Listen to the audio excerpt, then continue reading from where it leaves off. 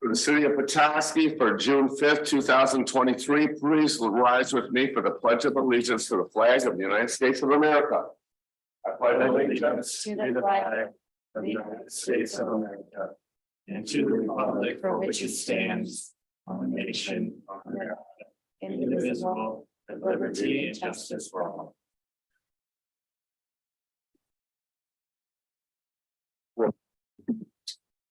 Demore, present. Shields, Here. Wagner, Here. Walker, Markey, President, we have a quorum.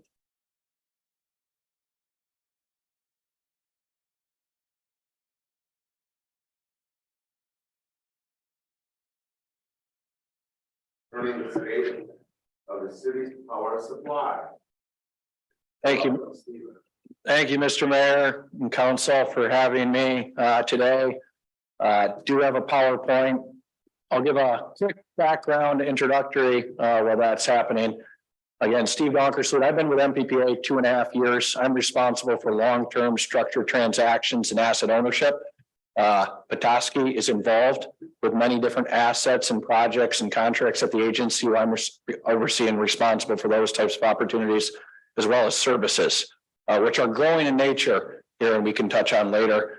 Prior to joining MPPA, I was with one of MPPA's members, Lowell Light and Power, most recently serving as their general manager, and had started there since 2009. So I do have a flavor of what happens at the local level. But with that being said, Mike Shane asked me to come up this afternoon, evening, give an overview, who MPPA is, what we're doing. For many of you, it might be a repeat. Talk about how we're changing in response to changes in the industry, and then dig into the power supply portfolio for Petoskey, both on the energy and capacity side of things. I do have a slide deck here, but would welcome comments, questions, perspectives as we work throughout the slide deck. I think it would just make for a good conversation, and it may be hard to go back once we kind of transition from one topic to another. So with that said, Public Power, MPPA, we are not-for-profit, community-owned and locally controlled. We're really an extension of all of you. Our shareholders or owners, if you will, are Petoskey and 21 other public power utilities in the state. If we scroll to the next slide here already.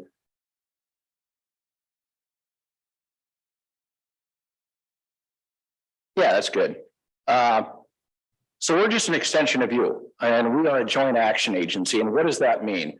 We're really an economies of scale platform that exists for investment and risk mitigation purposes. Joint action agencies are found throughout the country. There's 2,000 public power entities in the country. Most of them are pretty small, and it's difficult for public power entities on their own to invest in a generation resource at scale in order to compete with the bigger guys like Consumers Energy or a DTE. So back in the 70s, when prices were up, there were oil embargoes happening. It was just very difficult for municipals like Petoskey to compete. And through state enabling legislation here in the state of Michigan, MPPA was allowed to be formed. And essentially, we're a standalone entity, but an extension of all of you. So you're one of 22 members today, and MPPA invests in power supply resources on behalf of Petoskey and other municipals.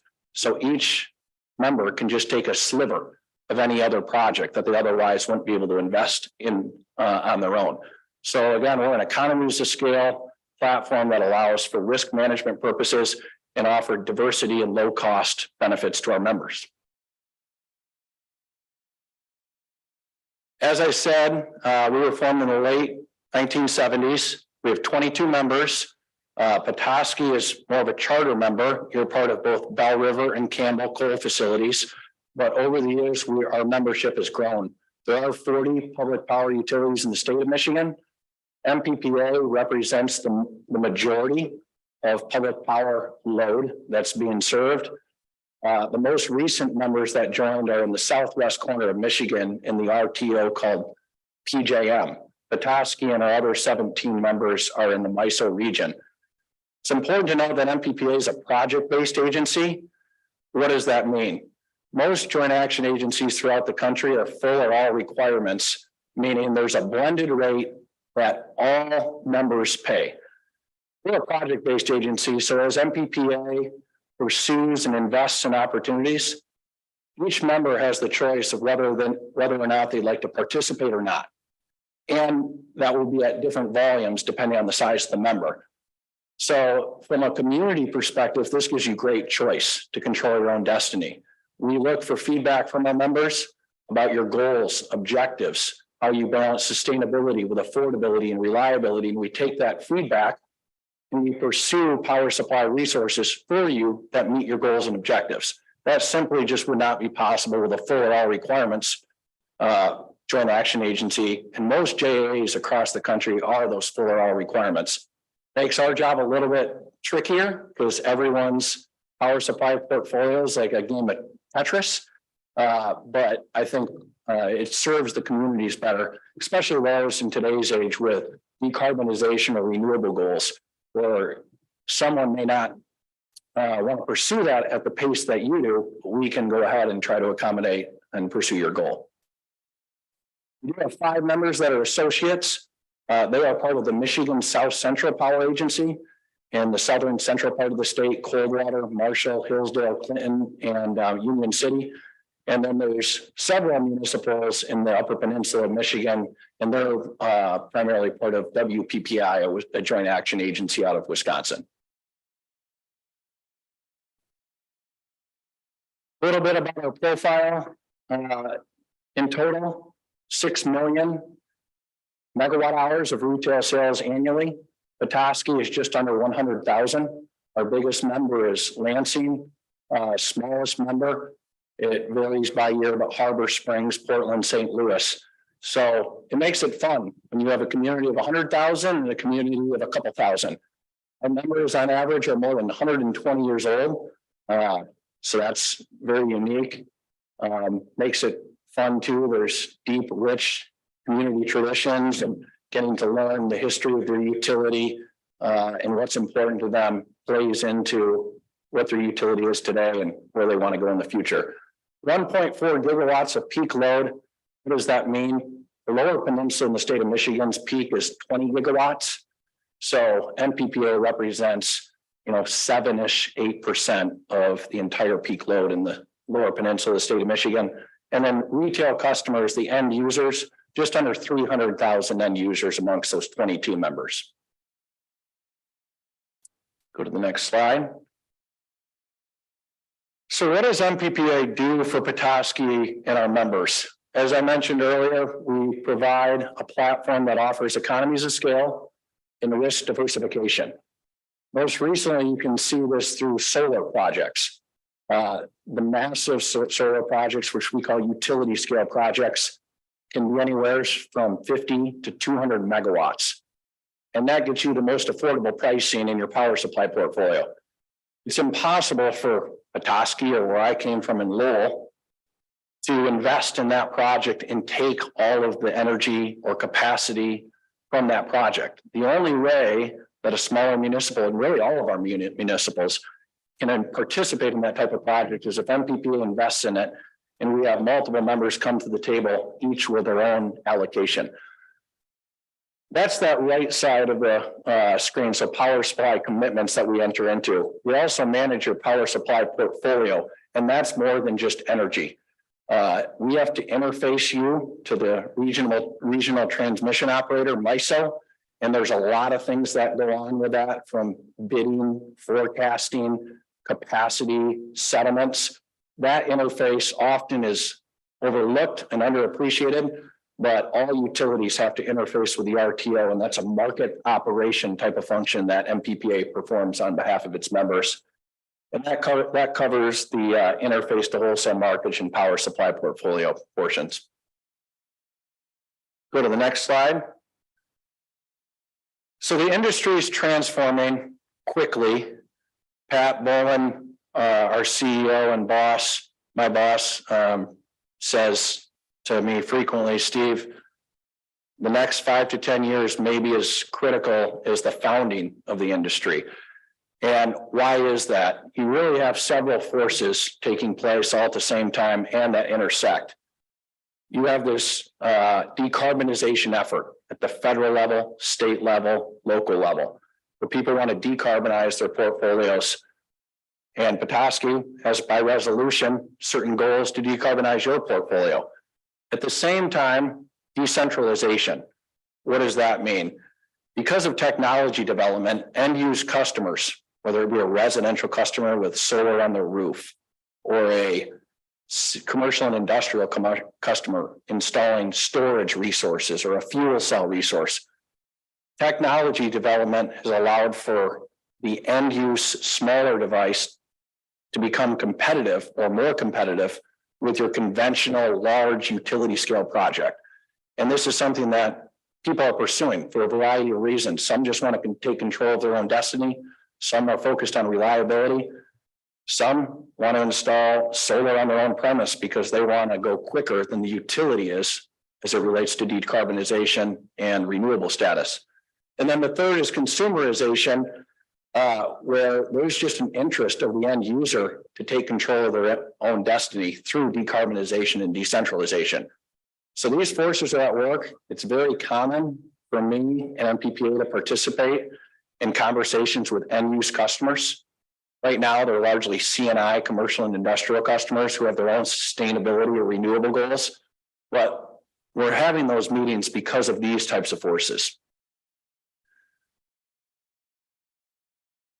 To put what I just said into pictures, this is a pictorial of how the electric grid, I think, could be thought of in the past, where you had a very clear line between wholesale and retail. Wholesale, the space where MPPA operates in the markets with the RTO, large in front of the meter outside your system power supply, and then everything locally, transformers, substations, poles, meters, and use customers. That was the responsibility of the utility. But if we scroll to the next slide, that dividing line is disappearing or in some cities gone.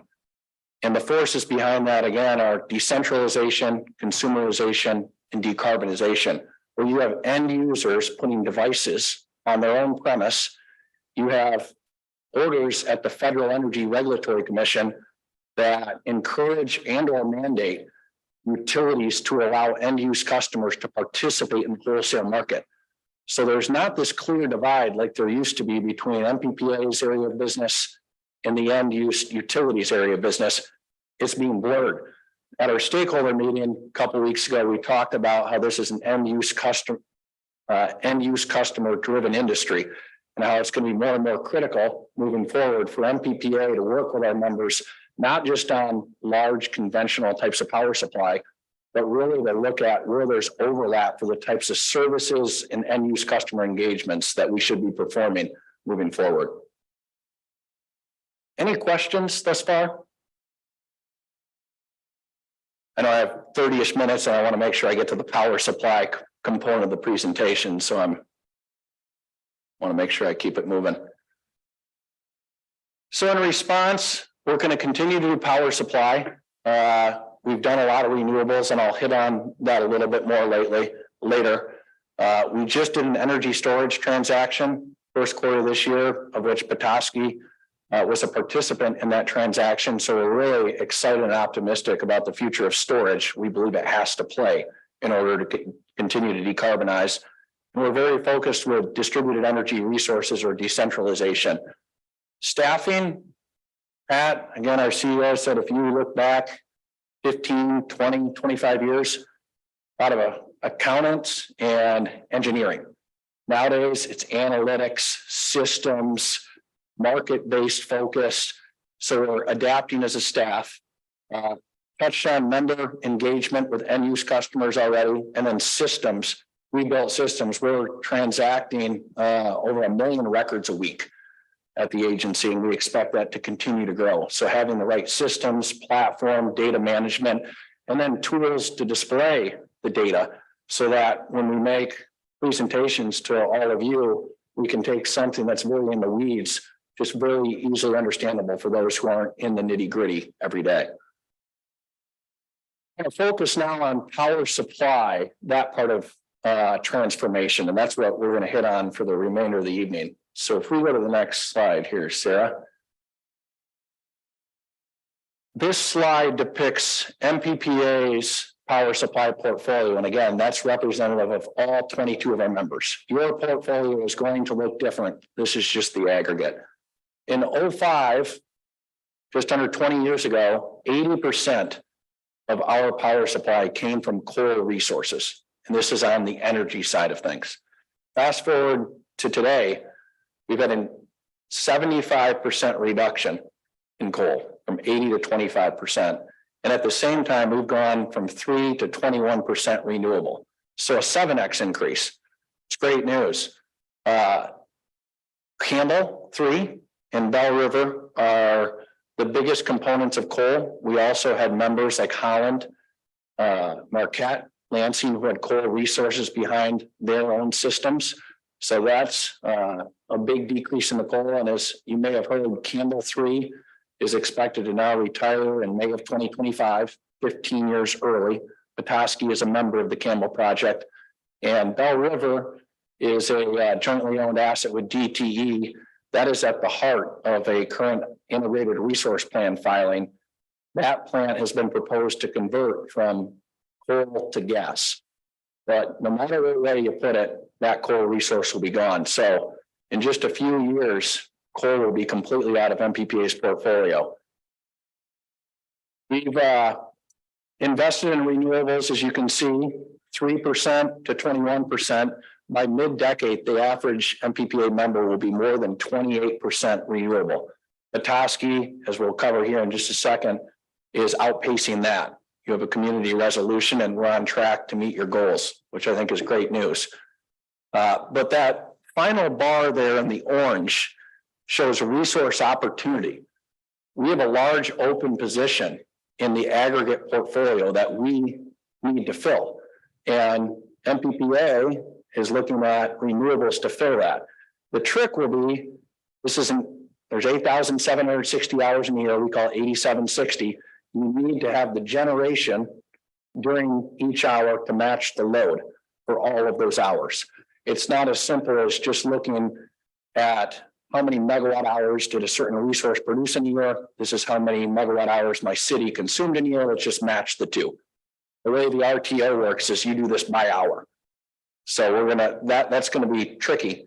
But over the last 7 years, we have invested more than $1.2 billion in notional value in renewables, 5 solar, 2 wind projects. We want to do more.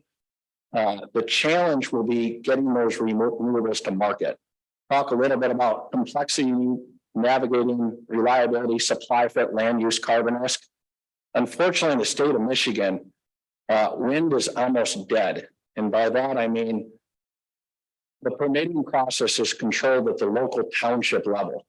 And that's great from a local controls perspective. And MPPA is all about local control. The downside to that, the best places to construct wind projects are in the thumb of Michigan. There was a 500 million, 5,000 megawatt transmission system recently installed in the thumb. And the goal is if you build it, they'll come. Wind did come.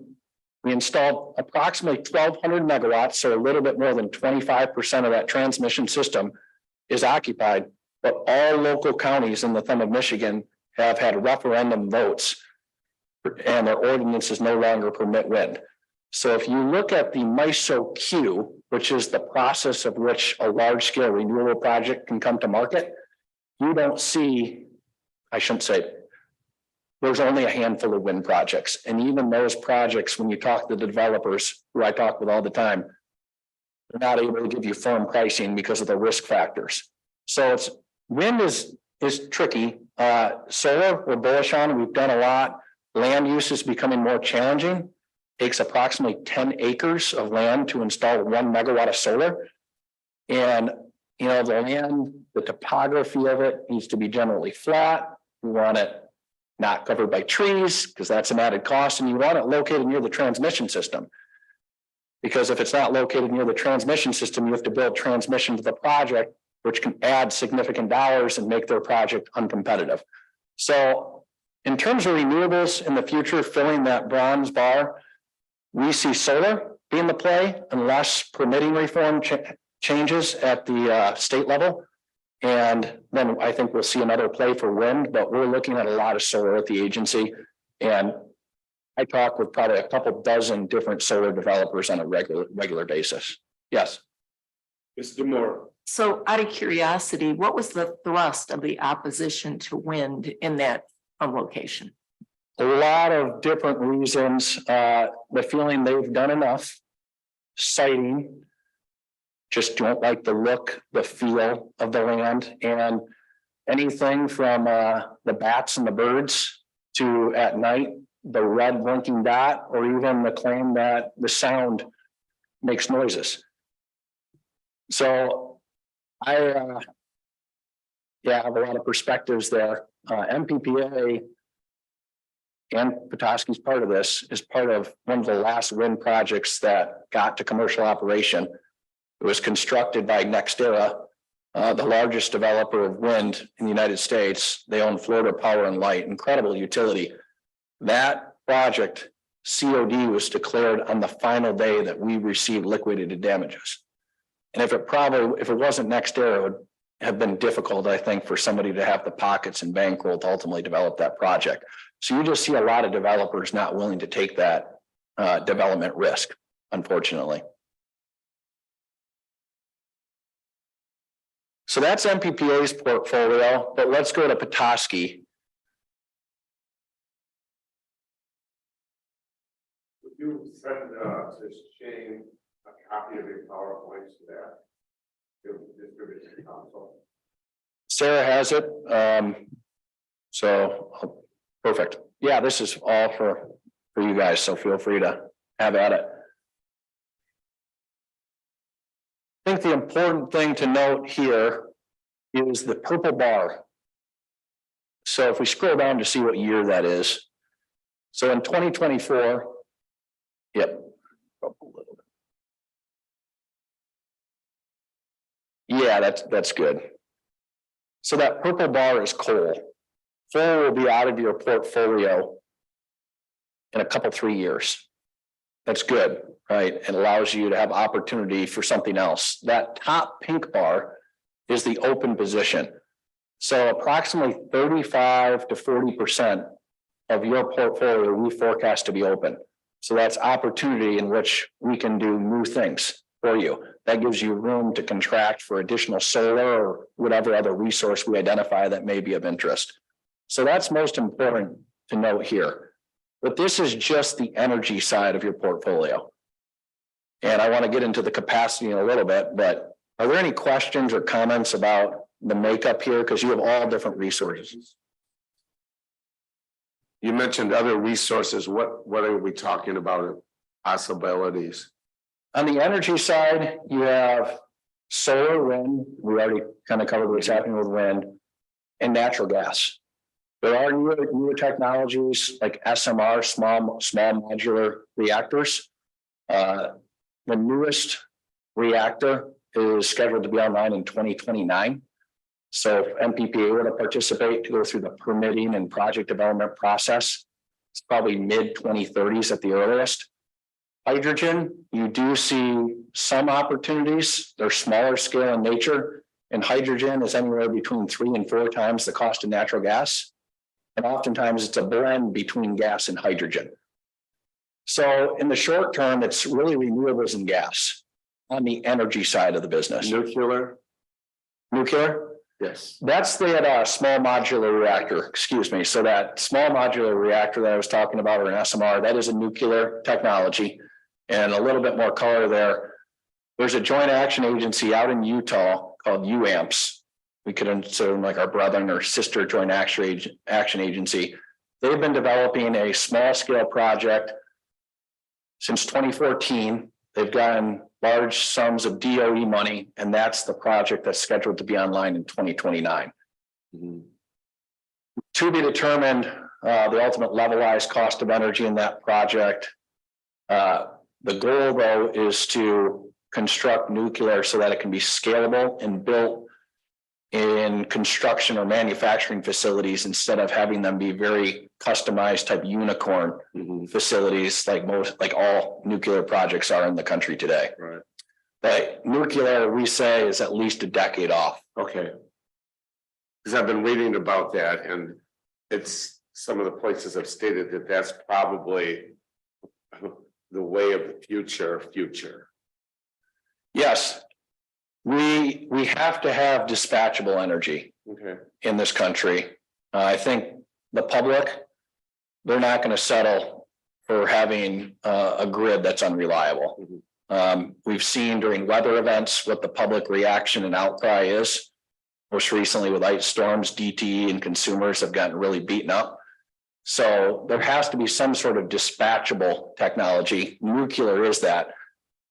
The sun and the wind we don't control. Makes that tricky. What you can do with solar and wind is pair it with storage. We're excited about storage. Right now, the standard though is roughly a 4-hour storage asset. So when you hear we are pursuing a 25 megawatt storage project, that project would be able to discharge 4 consecutive hours before it has to be recharged with something. That's a lithium ion based storage technology. Mr. Shields. Storage is not, when we get to capacity, it will be a shaded bar, yes. So this is energy. Storage, you charge it and you discharge it. So it's actually not producing anything, but it can dispatch something.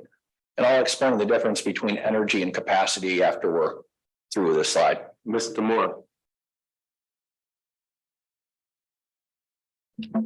But when I look at that pink bar there and that increasing capacity, my question to you is whether or not you expect that capacity to actually be accessible in the lane of renewables, even though, you know, we want to have it, will it be accessible? Yes.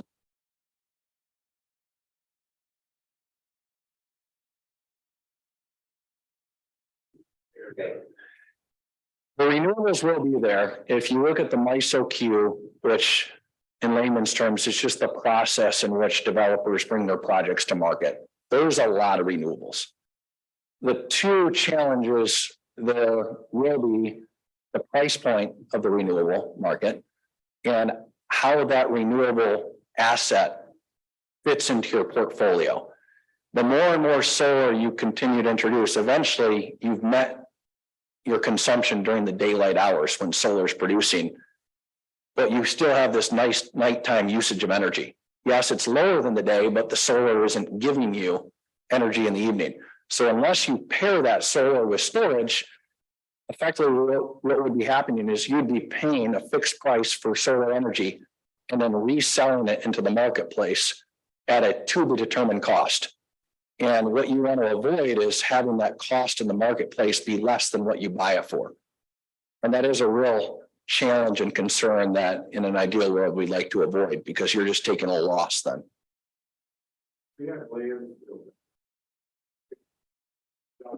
Double or triple the cost of other utilities that we are resources.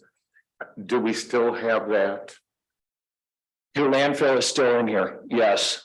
Let's see if we can. We are contracted to be in that. You are contracted to be in landfill. There are several landfill assets. They start rolling off in the mid 2020s. Yes, yes.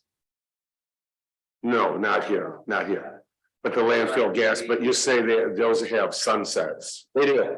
Okay, And that is very expensive power. It's 2x market. The market's at a high point compared to the last decade. It had been approximately 3x market. Now, at the time the contracts were executed, it was the most cost-effective way to introduce renewables into your power supply portfolio, and the mark-to-market of those contracts looked decent.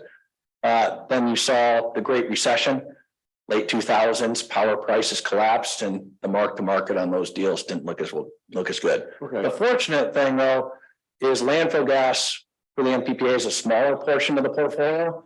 And we've tried to adopt a dollar cost averaging type of methodology where we take small bites of the apple over time. We're not going to strike out. We're not going to hit a home run, but we're constantly layering in transactions that someday will fall off and allow you to layer in new ones, just like you would invest in your own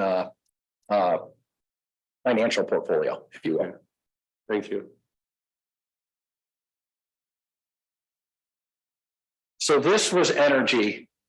How many megawatt hours, kilowatt hours your community needs, and that's the picture moving forward. We scroll down, I think there's a slide here. Yes, so in terms of Petoskey's renewable energy portfolio, you have a goal by resolution to be 30% by 2025. You are on track to meet that goal, which is good news. This year, you'll be at 24%, and next year you'll be at 27%. We are aware of the 2030 goal of 70%, and we're actively going to be trying to plan for that. And I think it's going to be important to have open, transparent dialogue as to any challenges that may be on the horizon if we foresee an issue trying to achieve that goal. Is there anything the city of Petoskey itself can do short of utilizing less utility, less energy? Is there an investments that we can do that would increase that through solar investments locally? Yeah, so decentralization is becoming a more prevalent topic. We have members, including Petoskey, we're aware of local sites like your landfill. And those are potential project opportunities. Obviously, they have to be the right size and conditions to construct a project. A lot of our members are just land constrained and they don't have enough land to size up a project, but you could potentially look for something here locally to do. You are part of an energy waste reduction program through MPPA's Clean Energy Program. So on the energy conservation side of things, you have a program to help residential and C&I customers reduce their usage.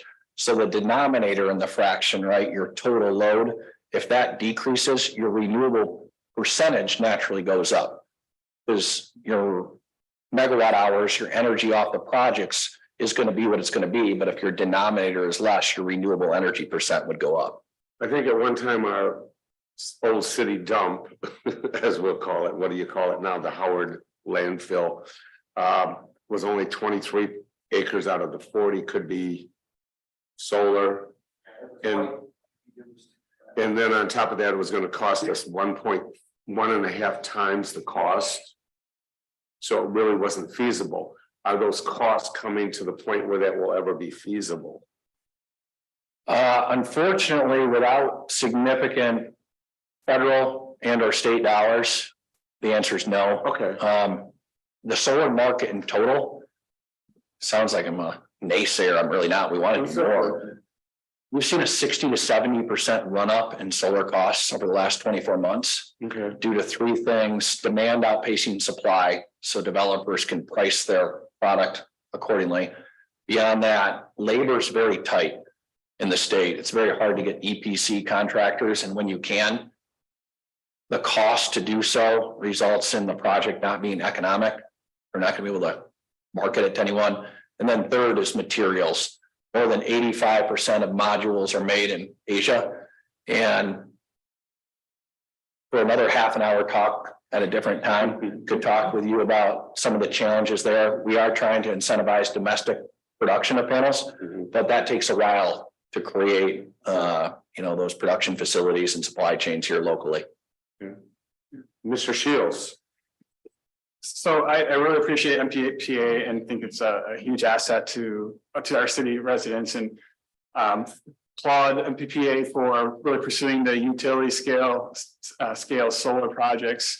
But I just have concerns, and my concern may be, again, speaking out of what my expertise here, but my concerns are does MPPA, and not intentionally, but is MPPA a roadblock to doing some local smaller scale utility projects like potentially the one to dump or in the past, I'd say 4 to 5 years, there's been talks about collaboration between City of Harbor Springs, Traverse City, other municipalities come together and doing a mid-scale solar utility scale project. And my concern is, MPPA rightly so and does a good job of being a end use customer or economies, thinking about economies of scale. Great, it's important, and it's why you're an asset to us. But we have, as a local community, have other values than just the rate. We also have values of access to everybody having solar on their roofs. Not everybody can do that because of various factors, trees, costs. So there's community solar projects happening all over the country. And as we as a community want to have that, I have this feeling that MPPA is our partnership with that is a roadblock to that. Is that true? Is that feeling true, or how would you respond to that? Yeah, I think that blurring or elimination of lines between the wholesale and retail market presents an opportunity for MPPA to participate, or whether it's being in the driver's seat or being in the passenger seat with members for local projects. We have a big strategic planning meeting in August where we're going to talk about where does the agency need to be, or what do we need to do for the next 3 to 5 years. I think we do lack the resources at the agency to be able to help participate at the local level with projects. But on the other hand, until the last couple, 3 years, everything local, the utility wanted it to be theirs because historically MPPA hadn't operated in this space. Everything in your distribution system, it's kind of MPPA, you stay in the wholesale market. So as members want to identify and pursue these local types of projects, MPPA is going to need to resource or staff up, and we're not talking like tons of people, but if you have people with my background or capabilities that I can focus just on end use customers or utility scale utility DER projects. So we know members like Petoskey, like Harbor Springs, Wyandotte, Zealand want these types of projects. It's just a resource constraint right now, but that's something we want to help our members with. Thank you. Is that a resource constraint I'm hearing on your end then? And then is it the economies of scale issue? Is it a capacity issue? Are there any things that we can think through as a community to those? So I don't think it's going to be an economies of scale issue, because if a member on their own decided to develop a small scale project, they're going to have to spin up their own expertise here locally. If MPPA has the expertise, we can take that expertise and apply it to Petoskey, Charlevoix, Harbor Springs, or Traverse City, and each member is paying now for a fraction of that expertise, where if they had to do it locally, they would have to have their own person or consultant. So we have the economies of scale. It's just changing how we've operated compared to the past with staffing. Thank you. Anyone else have a question? Ms. Walker. Thank you, Mayor. I think also just kind of segueing from Derek's question, there's several examples of members within the MPPA who have done their own very regional or local programs. So I think about Lansing, Board of Water and Power, and then Traverse City. So those would be examples of municipalities that are part of the MPPA that have taken charge and done these very locally derived projects. Could those be examples for other MMP members within the state of Michigan or within your portfolio? Yeah, as long as the lane's available, right, in the system. So each community is different, and that Traverse City may have had a lot of ideal land with an easy interconnection. Certainly, Sturgis most recently did a project, 15 megawatts, very large. MPPA negotiated that contract on behalf of Sturgis and the developer. The contract is with Sturgis and the developer. Sturgis asked us to participate. By your question, though, Derek, I gathered you wanted more granular, like boots on the ground type of help. But certain things we're already doing today, it's just not your turnkey type of project. Thank you. If I may, Mayor, one more. Oh, please. Thank you. And you mentioned before Derek had asked this question, without federal and state monies to do so. So the amount of money that's come out, especially from the federal government, for renewable energy projects, is that something that you would potentially have a staff member looking into those grants and opportunities, and then as a conduit or an asset to your members, be like, hey, Pawpaw, you guys can apply for this one. This would be very applicable to your community, your size, utility scale project. Can you extrapolate a little bit on that? Yeah, we are working with Power Systems Engineering, PSC, to identify IIJA or IRA dollars that may be available for members. MPPA also working with a couple consultants to receive proposals to evaluate dollars that may be available. We are aware of a couple USDA opportunities that, because this is an open meeting, I prefer to keep confidential for the time being, but that may be an avenue. But we are aware you have once in a generation or many, many generations types of money out there that we could take advantage of. So yes. Okay. Thank you.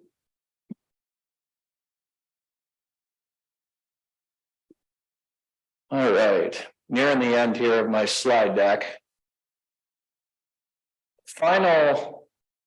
Close to the final slide here is capacity.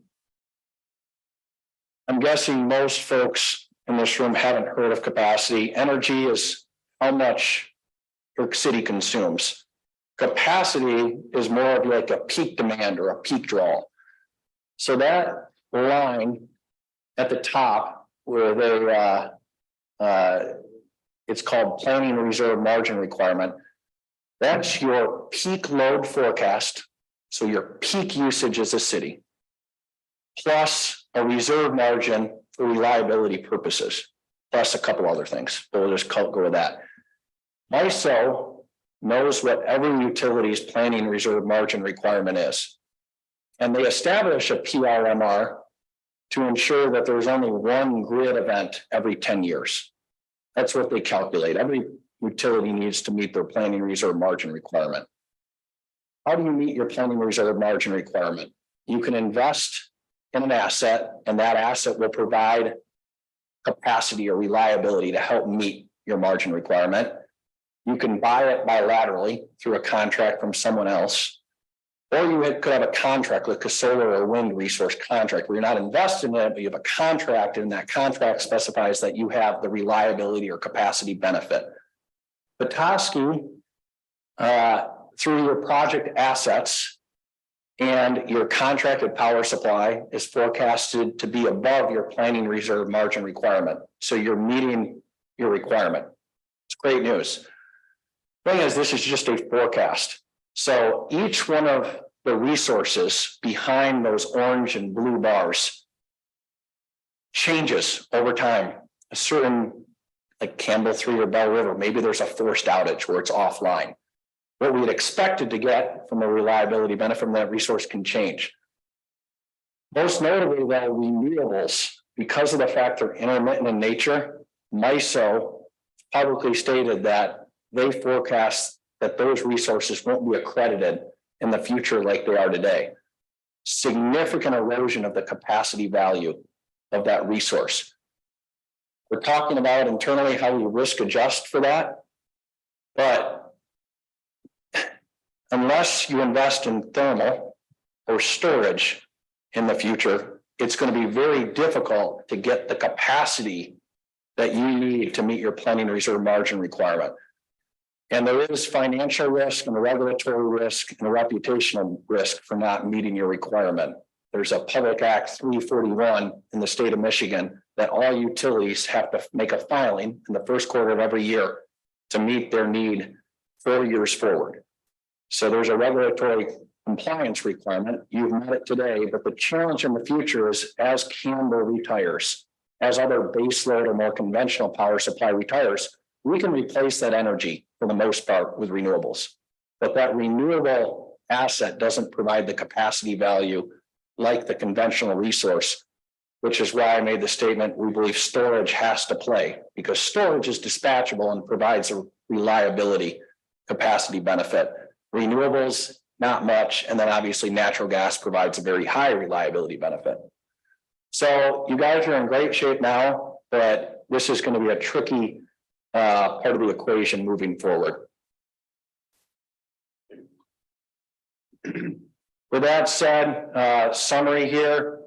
It's a fun time to be in the industry. Love it. It's never a dull moment. It's under dramatic changes, but incredible opportunity. MPPA has responded, as we've talked about earlier tonight. All members must continue to respond to ensure they remain competitive and relevant. We are a joint action agency. Petoskey relies on every other member doing what they need to do to be competitive and relevant, and vice versa. So you guys, under Mike's leadership, do an awesome job here. And we just get excited to come out and have conversations with council to encourage the pursuit of excellence.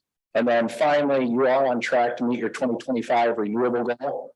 You have room to do more, but we need to do so balancing sustainability, affordability, and reliability.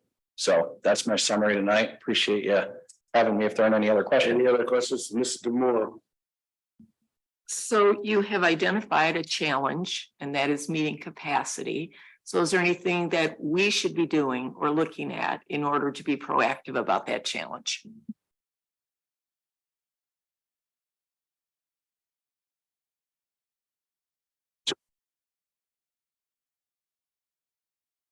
I think it just times out after a while. The 15 minutes ago, time was up.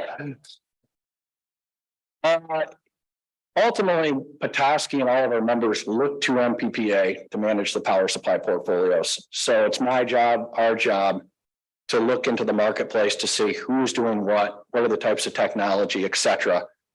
We have a good idea of as to your forecast of your resources, your need. It's our job to look at the marketplace, bring you solutions.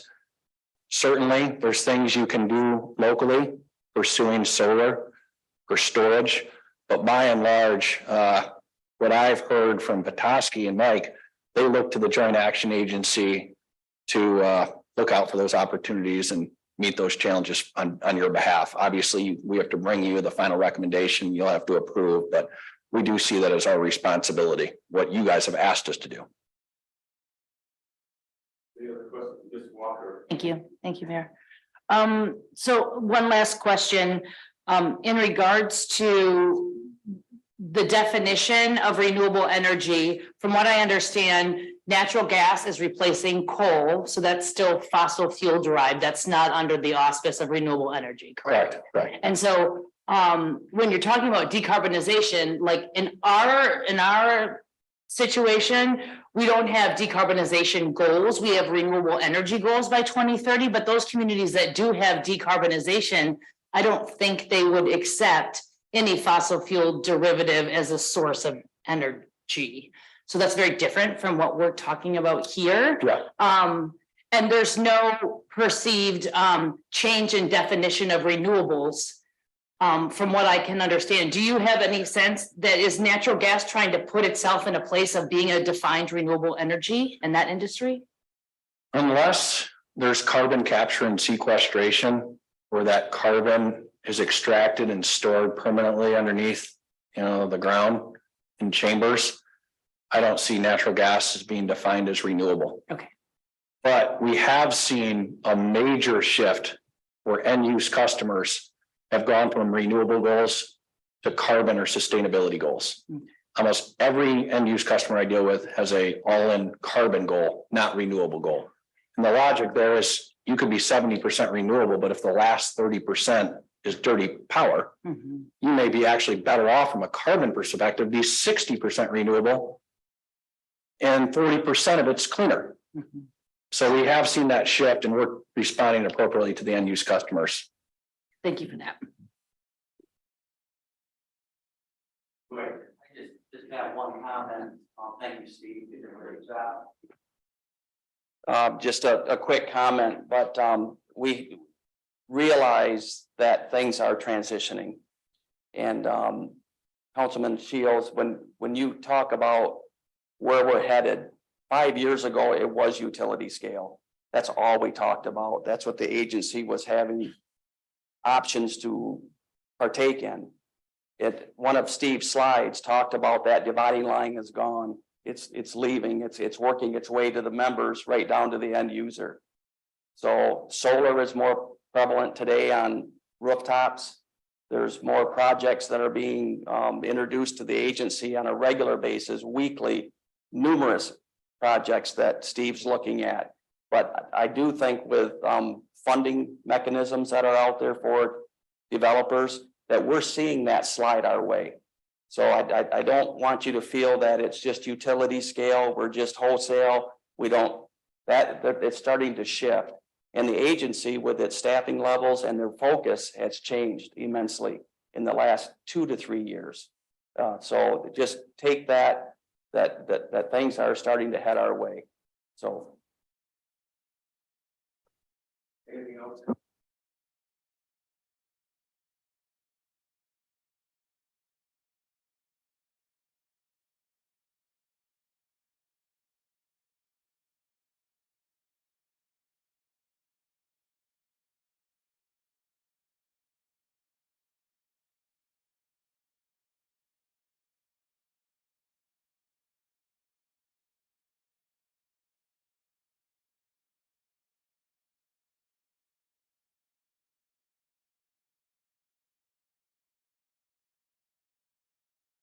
Next is the consent agenda.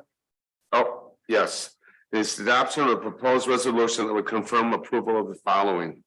The May 15, 2023 work session and regular session city council meeting minutes, as well as acknowledge a receipt of a report concerning certain administrative transactions that have happened since May 15, 2023. I take it to council for questions or possible approval or changes to the consent agenda. Mr. Moore.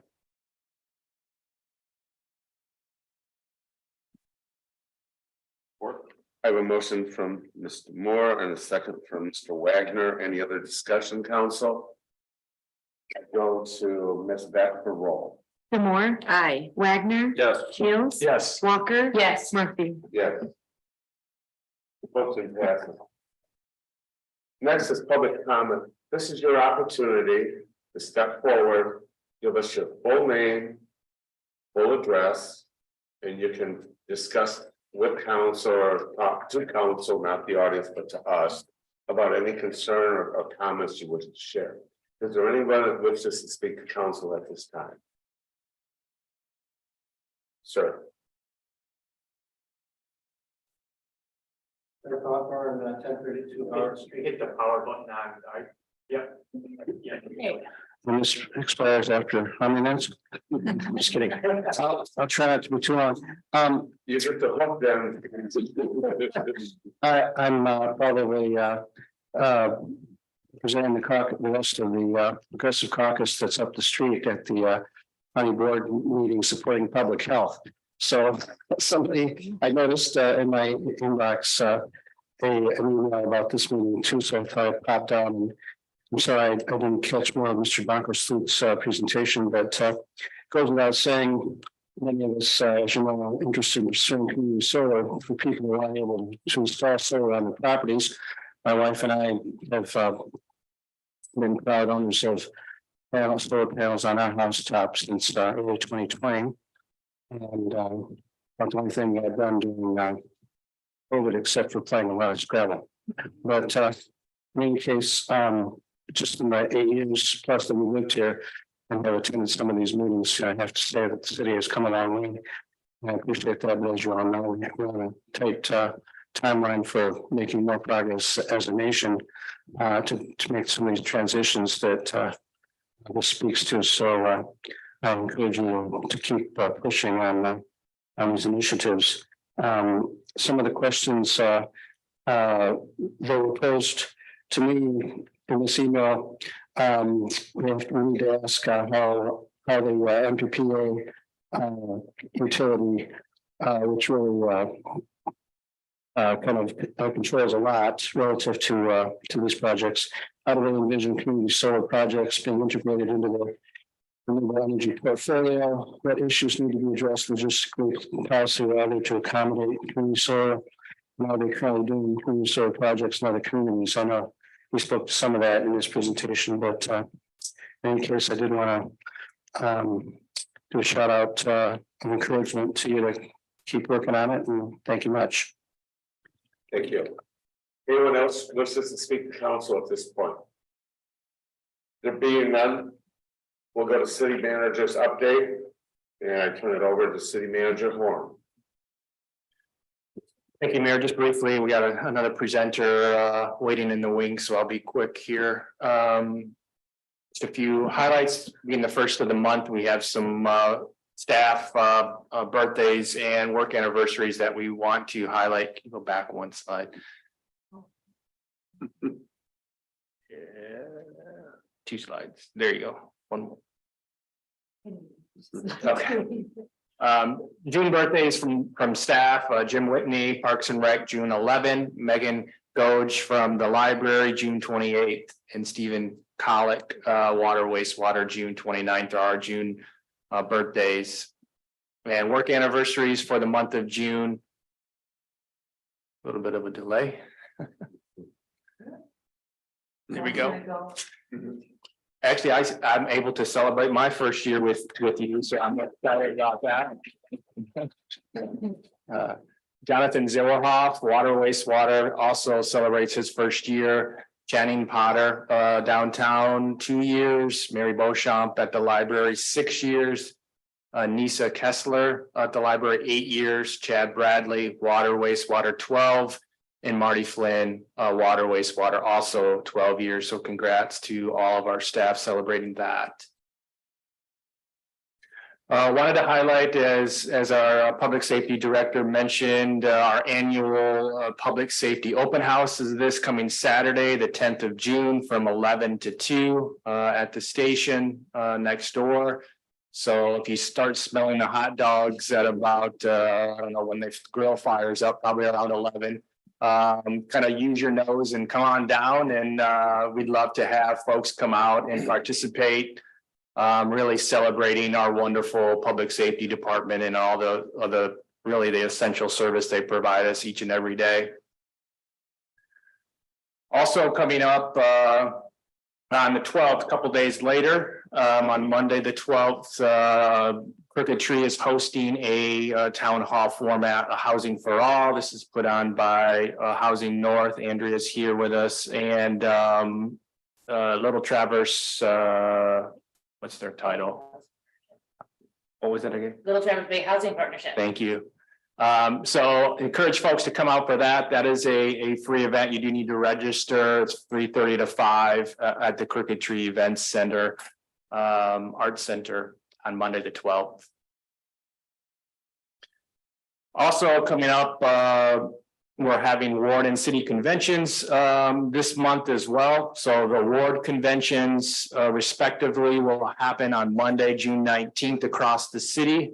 In each individual ward, you can see the locations outlined on the slide. We've pushed this information out on our social media platforms. We'll have signage going up at these locations as well. And the city convention will follow this on Wednesday, June 21. Here in this chambers, council chambers, all of this will happen at 8 p.m. All the ward conventions, the city convention also will begin at 8 p.m. here at City Hall on the 21st. So we encourage people to get out and take advantage of a really unique process that the city uses. So that's my slides. Any information for me at this point? I'd like to recommend attending and get your neighbors to attend the public safety open house. They went through 500 hot dogs last year. They realize that it's such a big deal. They've got flat hot dogs this time. And they're ordering more than 500 because they know how much you guys love flat hot dogs. But the event is really a great one to attend, just to stop in. It's a family event, but it's also an event for you to get a look at the operations from fire, police. There's a drone will be there. It's a great opportunity for you just to come down and see how great public safety we have. And I encourage all of you to stop in. There is one other thing that day at the same time, or similar. That's what you wanted me to add. Lynn Doucet's Memorial Bike, Kids Bike Fest. And starts at 10 o'clock till 2 o'clock. But I think you can probably, people can work this in to make both of those work.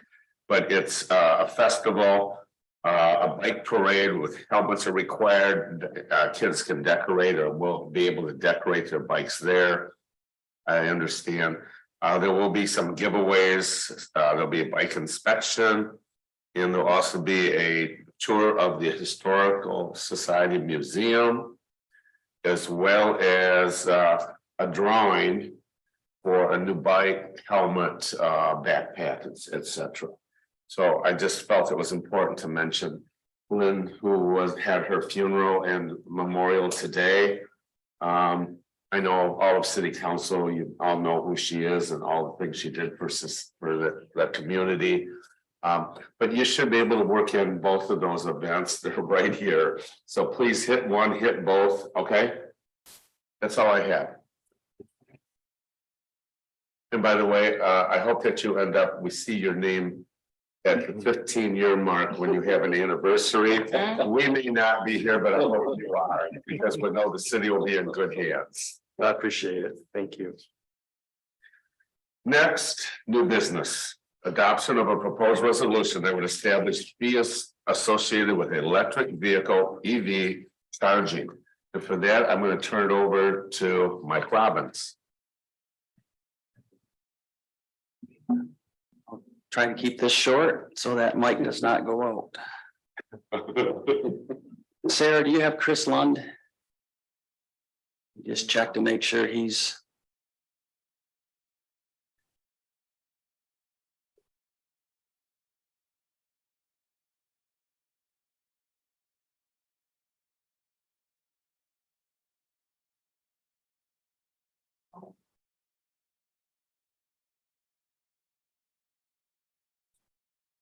You want to make him the presenter?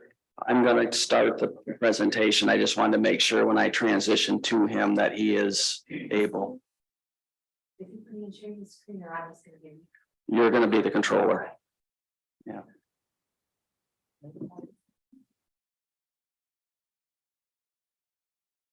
Chris, can you hear us? Yes, good evening. Can you hear me? Yes, we have you. Thank you. Okay. So I'll start this out with just a little history. In April of 2022, council approved a state grant for 4 charging stations at 3 locations. 2 of the locations are in the Central Business District. The other one's at Depot lot, but the state is funding 2/3 of this project. So it's through the Charge Up Michigan program. The projected cost is still estimated at $180,000, with the state contributing about $120,000. We'll do a true up when we're finally done here with everything. We still have a few things to work through, but we're very close. Next, please. This is the depot parking lot right by the museum. There's 2 charge locations, 2 units. There's actually 4 or 3 charging units. The large refrigerator type charging unit is a DC fast charge. And Chris will get into the size and sort of that sort of thing here in a minute. The smaller unit, which is similar to the other 2 locations in the Central Business District, is a level 2 charge. There are 2 charging ports on those units. So there'll be 2 parking spaces assigned for the level 2 and 1 for the DC fast charge. Next slide, please. I just wanted to show some of the equipment that we have to install to make these chargers function properly. That's Rob Eichler, the electric supervisor, but just off to the right or to the west is a large 3-phase transformer. There's a single-phase transformer behind that larger one, and those are the service panels to serve those units. we'll actually screen that at some point when we're done working within. But at the end of the day, you will see the charging units, but behind the scenes, there's some large equipment, expensive equipment that has to serve those units. This is at the Darling lot. Again, it's a single unit with 2 charging ports. So there's 2 parking spaces. This is the location of the old charging unit that we had at the Central Business or the DMV installed. Next, please. This is at the Elks lot. This is down by the county, just off of Bay Street. So that's another 2-space level 2 charging unit. The EV charging fees, that's what we're here really to talk about. And Chris Lund with Utility Financial Solutions, Holland, will provide a brief overview of how the city fees were established. So Chris, I'll turn it over to you and let you run through your slides. Great. Thank you, everyone. Can you hear me okay? Yes, we can. Great. Well, good evening. Thank you for having me as a part of this council presentation this evening. I really appreciate it. Thank you to all the utility and city staff that have been involved with this project. Here you can see I made a trip up a week ago Friday and met with Mike and Rob and other key staff, and we actually configured the stations, tested the stations. We actually coordinated with the local dealer to bring down an electric vehicle that they had used on their lot, and they were willing to let us test, charge that vehicle both on the level 2 charger and that DC fast charger that evening. So that was a really exciting and fun afternoon and night for me personally. I think it was a really testament to all the hard work that everyone's put into this project. So day 1, everything did light up and did charge a vehicle. So that was very encouraging. So again, thank you for that. Next slide, please. So when we talk about these chargers, we broke the rates down, or the fees for those chargers, into 2 categories. One is for the level 2 chargers, as Mike explained, are those smaller chargers. And one is that DC fast charger, which is more of that refrigerator size charger. The main difference between the 2 chargers is that you can achieve up to about a 6 times quicker charge on the DC fast charger than you can on the level 2. So the main advantage to the end user on that DC fast charger would be quicker getting in and out and getting your vehicle charged and getting back on the road. So we'll go through each of the fee components that we've identified and are recommending for you to consider this evening, each of which are both on the level 2 as well as the DC fast charger. We broke those fees down into what we call a base charging fee, an administrative fee, and then there's generically this grace period fee, which is an avoidable fee, but it's essentially a fee if a customer stays beyond their charge time, they start to pay an additional fee. So within each of those 3 fees on the level 2 charger, we're recommending setting the fee at 37 cents per kilowatt hour. And we can talk about what that means here shortly. We have recommended $1 per each charging session. So if somebody comes and plugs in, it starts at $1 and then adds 37 cents per kilowatt hour that they absorb into their vehicle. Once the vehicle is fully charged, or if they decide to leave before the vehicle is fully charged, they can unplug and stop the fees from occurring. Having said that, when we talk about that grace period, if a vehicle stays plugged in after the completion of the charging session, in other words, a car pulls up, they plug in, they go to dinner, they go shopping, their vehicle actively charges, let's say for 2 hours, and then they get a notice via their cell phone, both via texting as well as via an email notifying them that their vehicle is fully charged. And then they get a 15-minute grace period to get back to their vehicle, to move the vehicle out of that parking space, disconnect obviously from the charging cord, and then open up that space to the next vehicle to make it available for the next customer to charge. So if they get back within that 15 minutes of their completion time, no additional fee is assessed. If they do stay beyond the 15-minute grace period, that's when that other fee or grace period would kick in, and it'd be assessed $1.50 per 15-minute increment beyond the grace period.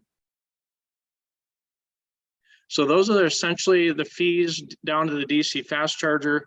We are recommending a 55 cents per kilowatt hour fee, the same dollar per session fee for the administration, and the same 15-minute grace period beyond the completion time, where that $1.50 may kick in if it's per 15 minutes if they do stay plugged in. On the next slide here, we wanted to talk about what is recovered in each of those fees. So within that kWh fee, we're recovering the power supply costs. So that feeds in well to the presentation that Steve just completed. You know, all the things from energy to capacity, all the what you're paying MPPA on a monthly basis for that cost of energy and cost of capacity and cost of delivery of that energy. We're trying to recoup that power supply within that kWh fee.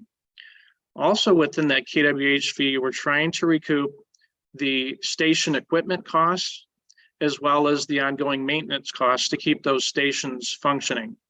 We have contracted, I loosely say, Petoskey has contracted with the manufacturer, which is Blink, to not only provide the stations, but also maintain that equipment for a period of 10 years initially.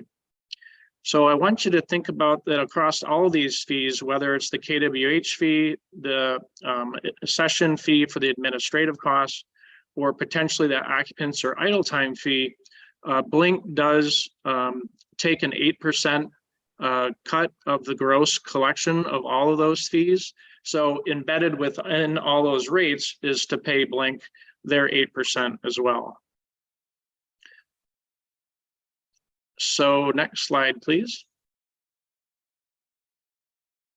So we did want to point out that within that kWh fee, we did some sensitivity analysis, and within the recommended fees that we're suggesting here, the 37 cents per kilowatt hour on the level 2s and the 55 cents per kilowatt hour on the DC fast charger, without those rates have been set, assuming that you did and will get that $120,000 grant. If we did run the numbers and assuming that you did not get or would not qualify for that $120,000 grant, those fees to recoup that additional $120,000 over the life of the equipment would have bumped the 37-cent fee up to 61 cents and would have bumped the DCFC fee from 55 cents to 82 cents. So we do want to recognize that this being sort of I don't want to call it a pilot, but an initial where it was received the benefit of this grant, it did directly correlate to cheaper rates at the station for your customers. And I did want to mention again here that the DC fast charger is up to 6 times faster max output than the level 2s. So next slide, please. So with that, we wanted to provide this brief overview and allow for some time for questions, interaction, and discussions. So with that, does anybody have any questions or discussions? Council, do you have any questions? Mr. Shields. Thanks, Mayor. Thanks for the presentation. So my question is, it sounds like the goal of the fees, or one goal of the fees, is to recoup costs of the machines and the ongoing maintenance. You mentioned for the lifespan of the machines, what is the lifespan of those machines? Was assumed 10 years. 10 years. Okay. Yeah, that's also the length of the committed maintenance agreement. So we align those two. Okay, thank you. Yep. Mr. Moore. So if we look at the without grant fees, the 61 cents and the 82 cents, are those basically industry standard fees or? No, this was a specific study done for Petoskey, given your specific stations that you purchased at the different prices that you committed to, at the maintenance costs you committed to, looking at your specific power supply. So we did do it. It's basically, it is a cost base specifically for Petoskey. Having said that, I have done very similar studies to these across the country. And if we had to say a norm across the country, a typical average, if you will, of most level 2 chargers, if they're at full cost recovery, well, I shouldn't say full cost because a lot of these have been provided with grants. Many of those are around 40 cents per kilowatt hour right now, and yours is at 37. And many of the DCFCs are at 60 cents per kilowatt hour, and yours is initially recommended at 55 cents. So you're right within and slightly under many of the norms that we've been seeing. And one additional benefit that you have in particular with your specific stations is that your level 2 chargers are near about twice as fast as most typical current communities level 2 chargers. So you have very nice state-of-the-art fast chargers that will get your customers, visitors to town in and out quickly. In your DCFC as well is probably near twice the speed of most that have been out there. So not only are you offering a very quick charge in both those environments, but a very competitive given what others are out there. Mr. Moore. So as a follow-up then, and not trying to gouge anybody, but is there any argument for a rate that's slightly higher that would provide a cushion, like that might go toward replacements or that sort of thing? Again, this is not my lane, but just a question. Yeah, and that's a really good question. In this environment, given that rate that we just talked about, the 37 would be the 61 and the 55 would be the 82. Those would be your target rates, assuming that the next time you would replace them, they would be at full equivalent retail to what you paid without the grant. So that might be a consideration if you don't want to give the customers the benefit of the grant and sort of prepare for being able to replace and or add more at maybe an ungranted rate or a station implementation that you may not get a grant. Those stations may need to be priced at those higher rates. So it could be, I guess, a safety net if you were to do that. One challenge though is, I hate to say it, but it's sort of a chicken and the egg thing where if we price it too high, since it is a retail product, if you will, are we going to get enough usage, or will that cause us to try to recover enough costs, assuming that we didn't get the grant? Would it put us out of being competitive enough where we might turn off or discourage people from coming to town and using those? And ultimately, what's more important, getting some usage and getting some recovery out of it, or setting it at a future rate that we may theoretically need to buy additional stations in the future for? So that's part of the struggle of that rate setting that we have. Robbins. Yeah, Chris, can you touch on, and I think this is going right into where Tina was going, but can you touch on load factor? Because at the end of the day, we want to see these chargers used. Sure. As used, it's revenue in. So, Yeah. But if you could touch on load factor and what you anticipate or seeing around the country and what we expect to see, which I think plays right into, what we'll be generating as far as cost. But I asked a question that would lead into that. What do you see as the time for charging on these things for a car? How much time do you see them needing to be plugged in on average to full charge? At this point? Yeah. That's a really good question. Would you like me to respond to that one before I get into load factor? Sure. Well, I Okay. think that would lead better. Okay. Yeah. So it's interesting. It's sort of a complex response, and I don't want to overcomplicate it, but essentially each car or each model of car and each unique manufacturer of each model of car has the ability to absorb energy at different speeds. Okay. And they have Also, different size storage of batteries in the vehicle. So some cars have larger batteries, some cars have smaller batteries. Some cars can absorb the energy quicker, some cars absorb the energy slower. So, and there's a general practice in the industry that if you're an EV owner, the general attempt to charge is that you don't let your car go lower than 20% remaining energy in your battery, and you don't recharge it greater than 80% of your maximum storage of your battery. So you want to generally be within 20% to 80%. And the reason for that is it helps provide longevity of the car and the battery itself. Plus you get your optimal throughput of absorbing the energy into the battery within that range.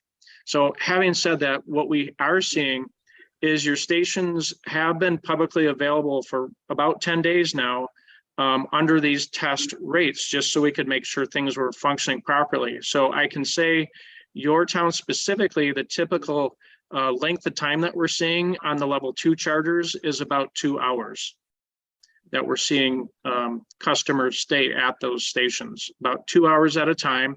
And it depends on their vehicle, but most of them are absorbing around 20 kilowatt hours within those 2 hours.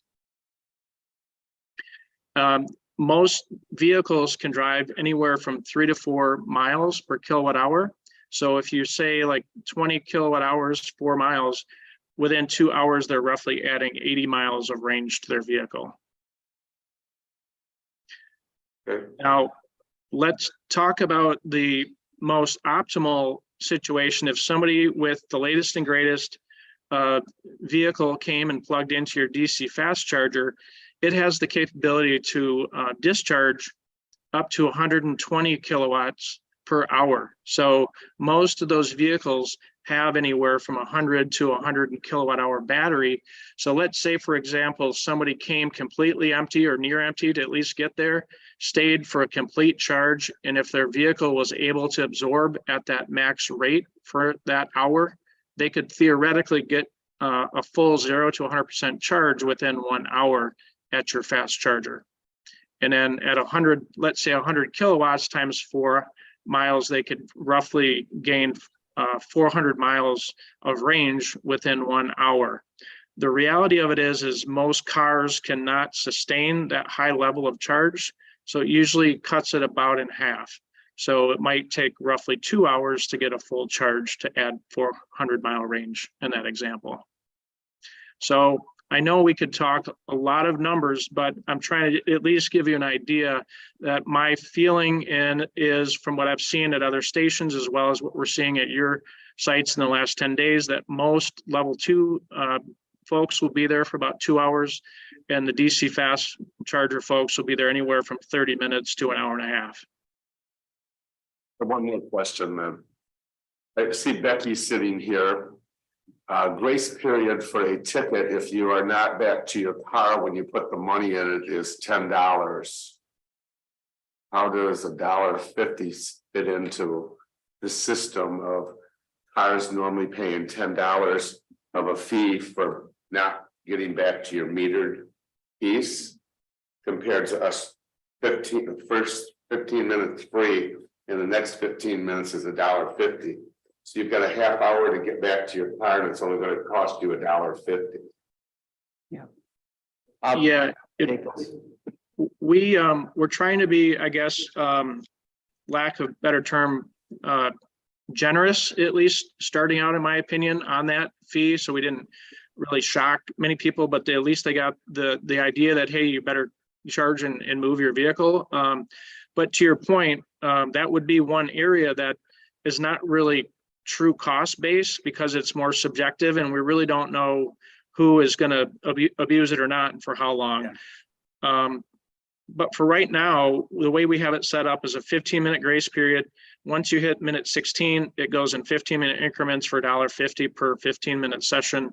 And it would charge that for a max of 16 and a half hours. And so a max of $99 penalty if you were to stay your visit more than 16 and a half, up to 16 and a half hours past your full charge. All of those are configurable within the software. We can cut that grace period down to as short as 5 minutes. And we could up it, I believe, up to an hour. And you can vary that fee, from basically a penny up to as much as you want. And you don't have to cap the fee. But we want to at least start out with something that sent a pricing signal or a penalty to those that may abuse it, but not, be too excessive. But certainly that part of it, we're most definitely up for ideas if anyone has any other thoughts on that. Mr. Moore, Yeah, I wonder if we can circle back to Mike's load question. Because you were suggesting that speaks to the rate itself Yes. before we even get to the grace period. Yep. So, Go ahead and Chris, if you want to just touch on that quickly on the load factor. Sure. So if you can imagine, the only way that any of this infrastructure, the stations, the maintenance, all the infrastructure that the electric department installed, all the charging stations themselves that didn't get fully paid for through the grant, outside of power supply that you have is a hard cost you have to pay for. All of that infrastructure has to be paid for. And the only way to pay for it is through getting people to charge and use your station. So we have to make an assumption within the pricing of how much those stations will be utilized. How frequently will those stations be utilized? And we made an assumption that there'll be a 5%, on average, a 5% utilization of those ports and those stations being actively used. I'll have to say that of all the studies that I've done, I believe the average of most of the studies that I've done, the initial utilization average is more like 3%. But we didn't want to be overly aggressive on too high of a rate that we didn't get it, people to charge, and then we're not even meeting the 3% utilization. So we set it at realistic, I think, target utilization of that 5%. Up until today, the highest utilization I've ever seen at any city for their city-owned EV charging stations was a 10% utilization, meaning those ports and those parking spaces are being utilized 10% of every day and plugged in. Today, I actually did an analysis for utility out in Utah, where this past month, because of the holiday weekend hitting that particular month, they ended up having an average of a 16% utilization at one of their sites.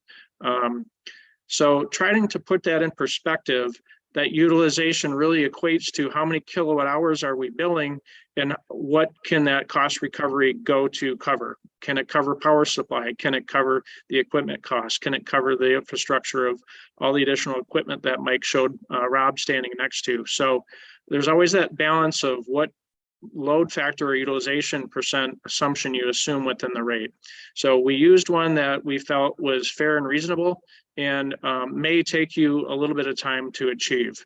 But we would plan to monitor that for you and recommend any adjustments to the fee if over long term, you may, let's say year to year or in the future, kind of monitor what those utilizations really are and adjust the rate accordingly.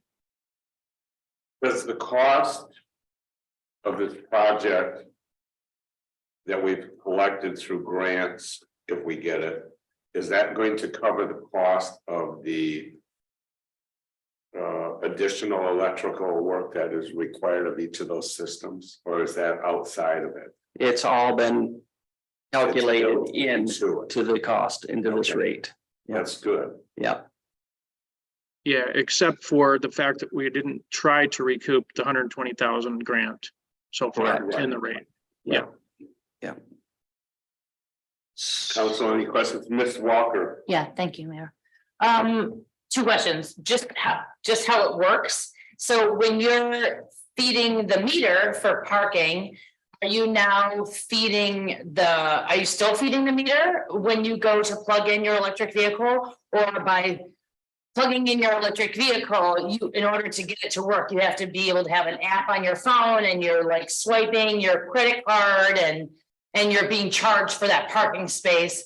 And does that revenue still go to the downtown parking, or is it distributed between the electrical costs and the maintenance costs? And then a little proportion of that also going to the downtown parking authority? Yeah, we haven't set anything up yet or giving anything to the DMB yet on parking. So we had a great discussion with Becky, and we've had numerous discussions on even all the fees in general that are outside of the cost of the base cost of service. So the occupancy fee, and I'll just give a quick story that we had it set up at $6 an hour. So when you get your app and it says you're charged, you had an hour, 15-minute grace period, and as soon as it hit the 16th minute, you were charged $6. And then you had until that hour end, it would start over. So internally, we reduced it to $1.50 per 15 minutes. So we just felt $6 for that hour. If you're gonna sit and continue to shop and not focus on your vehicle to move it, we need to get other charger EVs into that slot. We haven't set anything up for parking. We are just focused on, we do have upgraded charging systems in the city. We had the 2 ports that were at Darling Lot that now are upgraded to an app with larger systems. So the thought is for now, the charging units will bring people into the central business district to shop, to charge, and we're seeing that. I have a couple of stories where I actually interacted with charging people, but at this point, we're not doing anything with the DMB. We don't have a line item in the software to pull that out, but Chris has developed a spreadsheet if we want to do that at some point. So there's lots of moving parts and pieces in this, but the occupancy fee was set up at $6 an hour to move your car. And the thought is, if I'm sitting downtown having dinner and I don't want to go move my car, is it worth $6 to not have to find another parking space and to plug a meter? So you're not plugging a meter to use these stations. The signage will say EV parking only while charging. Or others will be ticketed. All others will be ticketed, which they'll fall into that. $40.50, because the first 15 is free, so you've got 3/4, that's $4.50. Yeah, it's every 15 minutes, so Yeah. correct, you do have that, so. I think the meters, if I'm correct, Becky, you average roughly $350 per meter a year. Is that about average, or $380? The average you're close to 40,000, so divide that by 900, yeah. So roughly $360, $350 per meter on street. on average on the street. Yes. Yeah. I guess I would also add that the DMV was interested enough in these electric EV. Charging stations, yeah. So they even, I think it was 10 years ago that they bought the first 2, and they paid for those. Right. They were, it was a $15,000 investment. That is outdated now, and these were so grateful for the grant that's allowing this to go ahead. And Mike does have some great stories about the trials that he has seen. People parking at the stations and then spending money in downtown. Okay. It's 4 spaces, and I won't be here when it's 400 spaces. Some of you may be. So roughly it's a DMV, 4 times $360. It's roughly a $1,200, $1,400 contribution. Looked at again, and Yeah. add more because of the parking funds necessary, Yeah. do a lot of things.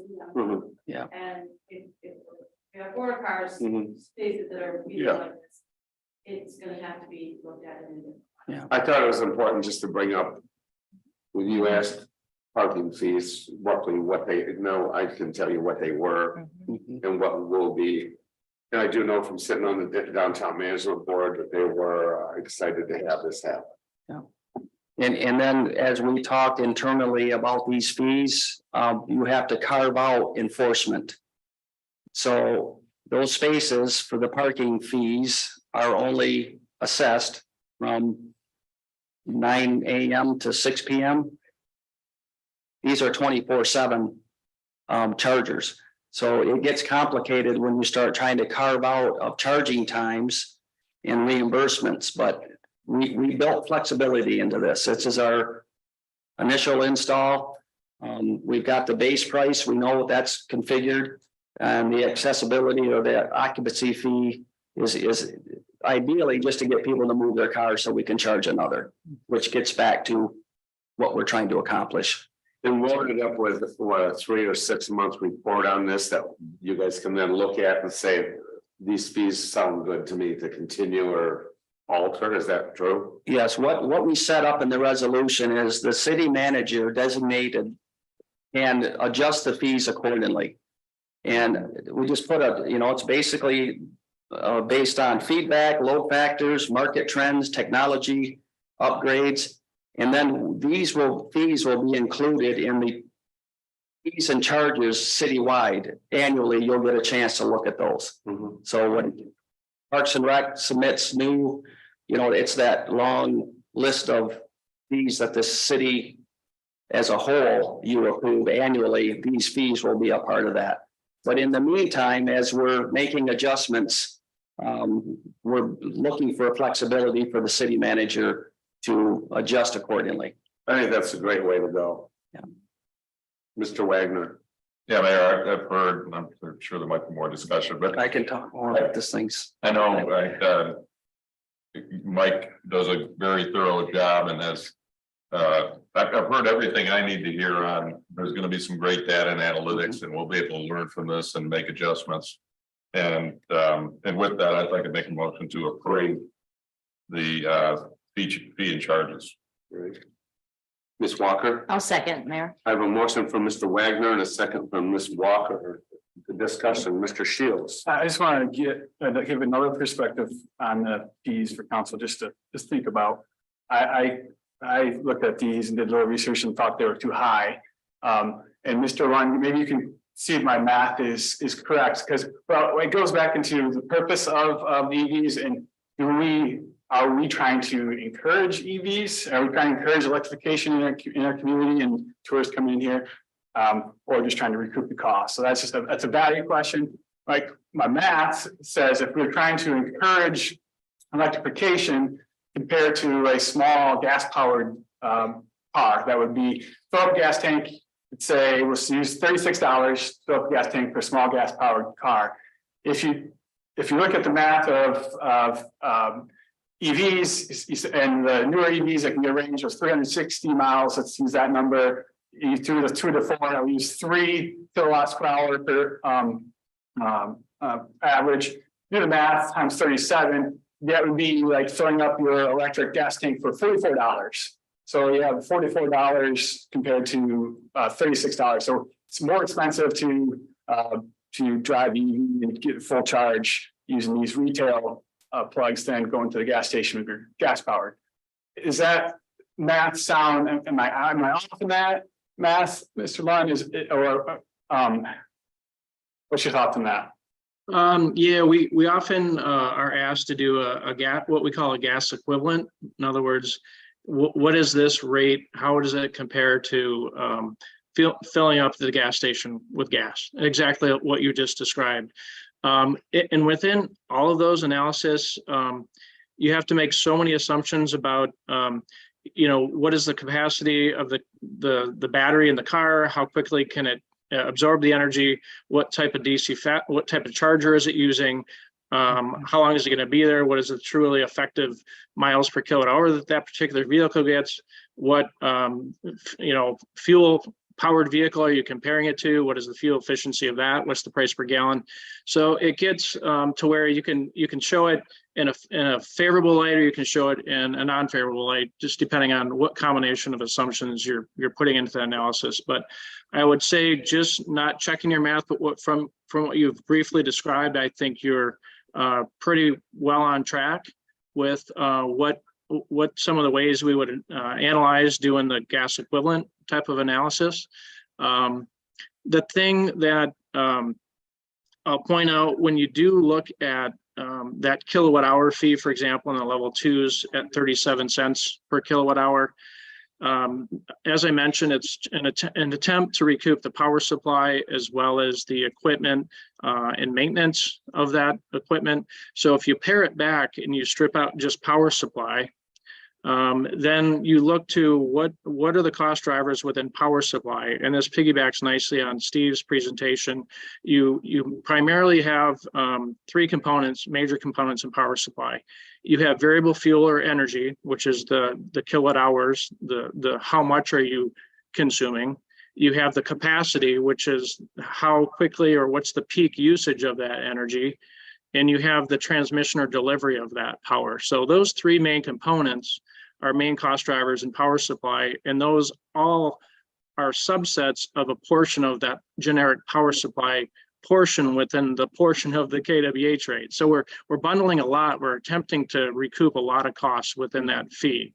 So when you strip it back down, a big challenge with EV charging, in particular related to power supply costs, is that they're relatively very high in demands and relatively low in energy consumption. So what that translates to is it, in general, in long term, will cause your city to incur more capacity costs than you will incur higher energy costs. And as just mentioned in Steve's presentation, one of the biggest future challenges is to meet your capacity requirements. So I agree with you. It's a question that many cities are facing is, what is our goal and what are we trying to encourage here? And you have to balance potentially that goal of trying to see a day where everybody's driving EV potentially with the fact that it does cause a much higher capacity requirement. And as a result, it trickles down all the way up to your power supply, which is a big portion of what you're navigating right now as well. So I know that's a long-winded answer, but yes, we do absolutely look at that. We don't set rates based on that because we try to set them based more on cost recovery, but people are constantly doing the math to try to say, when is the break even of, is it and when is it, or is it ever cheaper to buy and drive an EV versus, buying or driving a fuel powered vehicle? So I do respect the question. Absolutely. Yeah, I appreciate your explanation there, Mr. Lund, and I appreciate the research into the recoup costs, because I know as a consumer, so we would do the math and say, okay, well, is it the cost benefit? They're gonna look at the pocket cost for them, and so it is a little values question for council. I personally like the flexibility to review these rates in the future. And so I do think they're a little high. I worry about the amount of use. Maybe it's early, it's new, and people are going to be excited to use those, and we can check those numbers in 6 or so months. So yeah, that's my comment. Thanks. I'm very supportive of this. I think it's a great opportunity moving forward. Ms. Walker? Mayor, can I ask one question? Yeah. Mike, what would be the comparable cost per kilowatt hour for you to charge your vehicle at home, for example? Well, right now, in the city of Petoskey, you would just be under the residential rate. Which is, sorry, I don't. Mike Robbins. 10 cents, 9, 9-10. yeah, it's in that range. 9 or 10 cents a kilowatt hour. Okay. Yeah, but, Okay, thank you. but what we are looking at right now, is we're looking at our metering systems. So there's an advanced metering infrastructure that is out there that we're a ways off from that yet. But we will be looking at that holistically for the city at some point. A lot of the MPPA members are doing that. And not only does that build in more time of use and real time of power supply, but it also builds efficiencies into the system. So we can tell people, here's a rate during certain times of the day, as we all know others are doing around us. But yeah. And yes, Mayor, Yes, name, yes, sorry. sure. One more quick question. Mike, can you tell me the older charging stations that were removed and replaced with these newer ones? Are we repurposing them somewhere, or did they have to go back into like a reuse circulation, or The did they? units that we took out, Yes. we still have them. Okay, are we planning on repurposing those in locations or I, just for the city's use? yes, I think for the city's use, if and when we get an EV, when they're available, I would see the city, because we had one in the CIP this year and they're just not available. But yeah, we're gonna need a charger ourselves, so I would think we would install that somewhere in a city So facility. we'll just hold on to the infrastructure. Right. You know, it's slower. It's You can slower, charge it overnight. it's overnight, yeah. Mhm. Yeah, when the cost is actually lower as well. Thank you. Any other discussion, council? Public wish to weigh in on this? Come up, you have to come up, you have to leave your full name, full address. Ray Cawthorn, 1032 Howard Street, Petoskey. Well, I would just say as a owner of a hybrid plug-in Prius 2019 Prius Prime. Which, by the way, when I bought it 1 year used was like only $21,000. I hear a lot of people say, who can afford electric vehicles or even hybrids? Well, that's what when they deliver it to our door. So anyway, we used this plug-in now since early 2020. And it was about the same time we got the solar panels on our house. So we've driven that long distance from Petoskey to Duluth and back, and charging anxiety has been a reality for a lot of EV and even plug-in owners. Although with plug-in, at least you can, we can go back to the gas. We get 55 miles to the gallon. But for charging at home, I looked it up a minute ago. They say it's under $1 per charge, or $37 a month for us to charge our vehicle.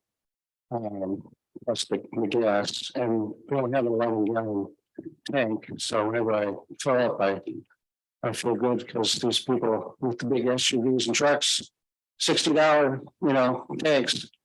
So anyway, I'm glad to see this happening because a few years ago when I lobbied one of our state legislators about getting some EV stations, this guy says, it ain't gonna ever happen. We're never gonna get $1 of the state legislature for EV charging stations. So I'm glad to see that we're moving on this. Thank you. Anyone else wish to speak to council? There being none, I go to Ms. Beck for roll. Wagner. Yes. Walker. Yes. Demore. Aye. Shields. Yes. Murphy. Yeah, motion passes 5-0. Thank you, Chris. Next is thank you very much, Chris. Thank you very much, Mike. Thank Next, you all. approval of the social district application permit submitted by Maple Malted Vinyl Co. East Mitchell Street, and for that, I'll turn it over to our city manager, Horn.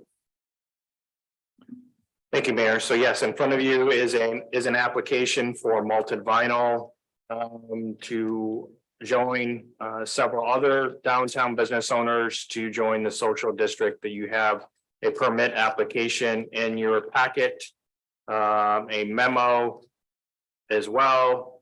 That's in front of you. Becky from Downtown Management is here as well to answer any maybe specific social district related questions you may have. But our recommendation is for approval. Oh, I'm sorry, the owner is also here. Okay, Council, do you have any questions, comments for city manager? Mr. Moore. I'm wondering, I was not here on council in August of 2020. So my question is there any ceiling on the number of these that can be approved in the district? I don't believe so. there's not a cap that the city has or the Liquor Control Commission has.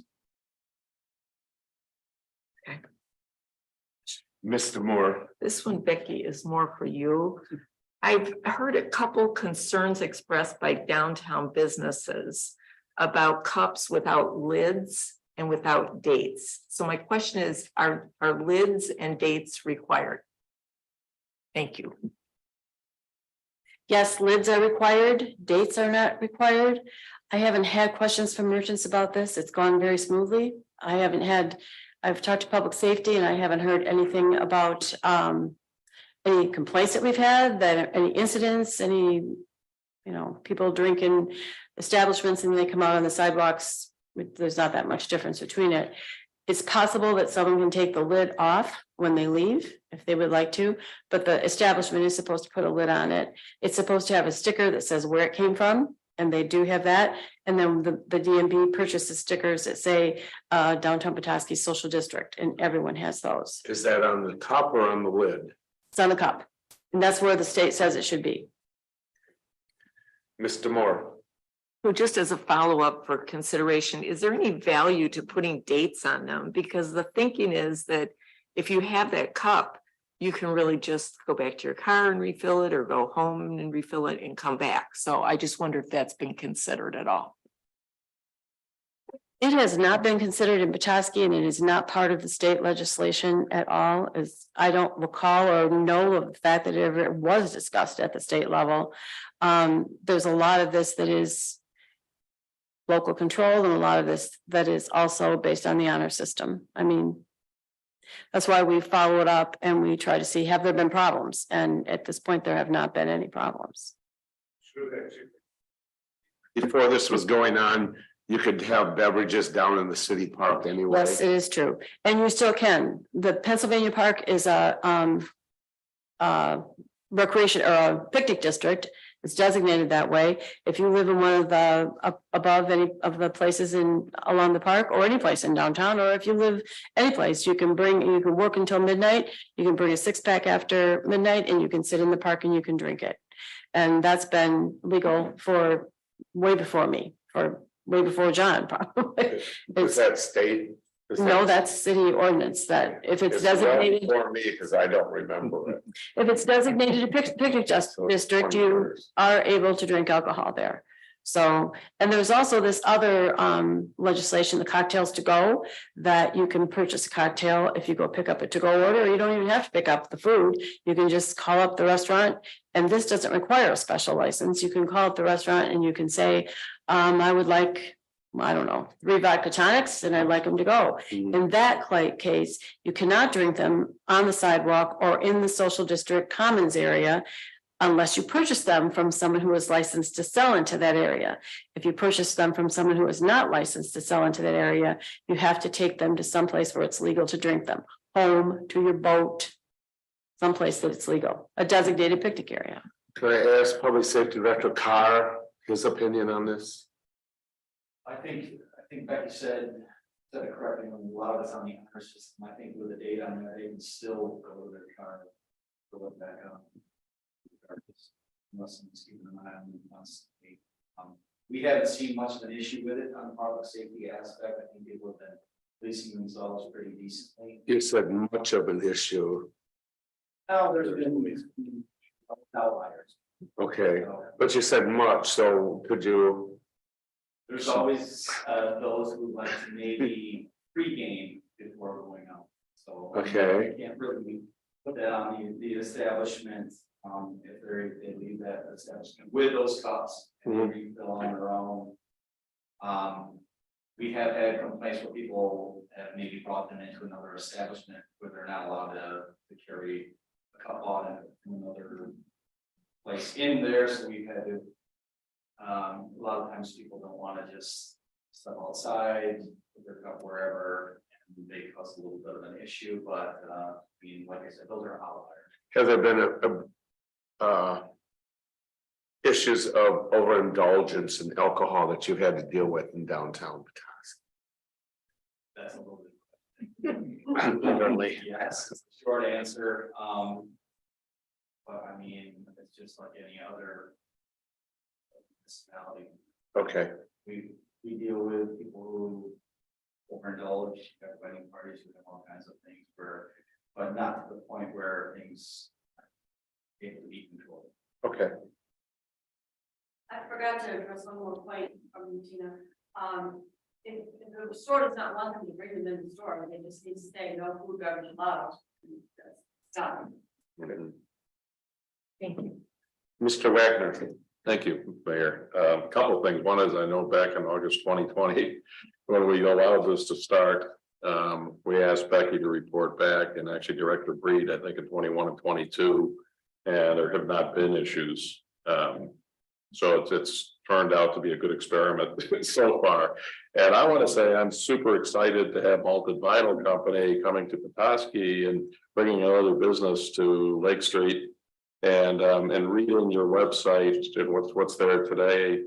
I like that there's mocktails featured right there with other mixed drinks. And that's one of the things is we've approved liquor licenses downtown, and this concept.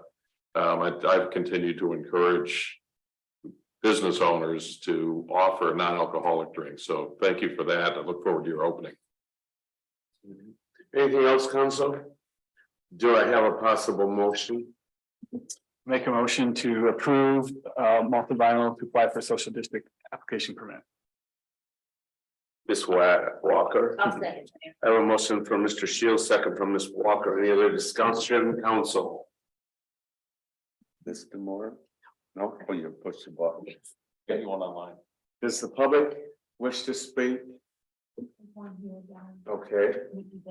Nikki Devitt states we are grateful for the new business and excited for the concept and the opening.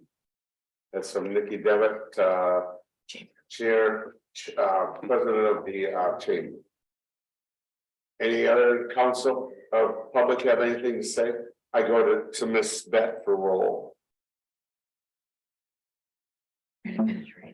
Shields? Yes. No, I know, I was finishing writing a statement, excuse me. Shields, Yes. Walker. Yes. Demore. Aye. Wagner. Yes. Murphy. Yes, motion passes 5-0. Next, the adoption of proposal resolution approving the mutual aid box alarm system, Michigan agreement. And for that, I will turn it over to Public Safety Director. Thank you, Mayor. It went off. Okay. Yes, just, I promise I won't mention any kilowatts or anything while I'm up here. Get right back to firefighting. Yes, this is a proposal. Actually, I spoke with Fire Chief Pat Parker in Traverse City, and we've kind of worked together on this to be part of the Michigan Mutual Aid box alarm system. So the way this is kind of set up, there's different divisions, and we would be actually joining the division with Benzie, Traverse City, Leland, and Otsego EMS. Right now, there is not a division in our area. I think Charlevoix has lukewarm to the idea, Emmett County, as well as Sheboygan County, which would be the end goal to try and have our own division up here. But my MABUS is a statewide mutual aid agreement that allows individual municipality fire department that signs the agreement to receive or provide fire EMS rescue resources to other municipal fire departments within the state of Michigan. It's a no cost, there's no membership. It basically checks a box if we need extra resources for, say, a collapse or a rope rescue or things like that, that we don't have a lot of the experience in, or even EMS if we have a huge emergency where, for example, Gaylord tornado, they are members of my MABUS, and they had ambulance teams from Oakland County already en route as soon as that tragedy hit. Menominee as well, they had the big fire in Menominee. They sent logistics support as well as 2 fire task force. The Flint fire building collapse. My MABUS sent 2 collapse teams and the canine search specialists, as well as the MSU, when they had the active violence incident, they sent 5 EMS strike teams, is what they call them. So just a short email from Chief Parker. He said, with Petoskey being in MABUS, the full force of the state's MABUS assets, including Michigan Task Force 1, is yours for the asking. This checks many of the boxes, such as rope rescues, confined space, trench rescues, and especially the building collapse. They also have aerial fire rescue ambulance resources close by that won't overwhelm our local resources. So like I said before, this is just it seems like a no-brainer to have these extra resources available if we need them, or we can respond with our resources. If anybody else has one of these emergencies where we can assist. And it also covers us in some liability issues because having this in place,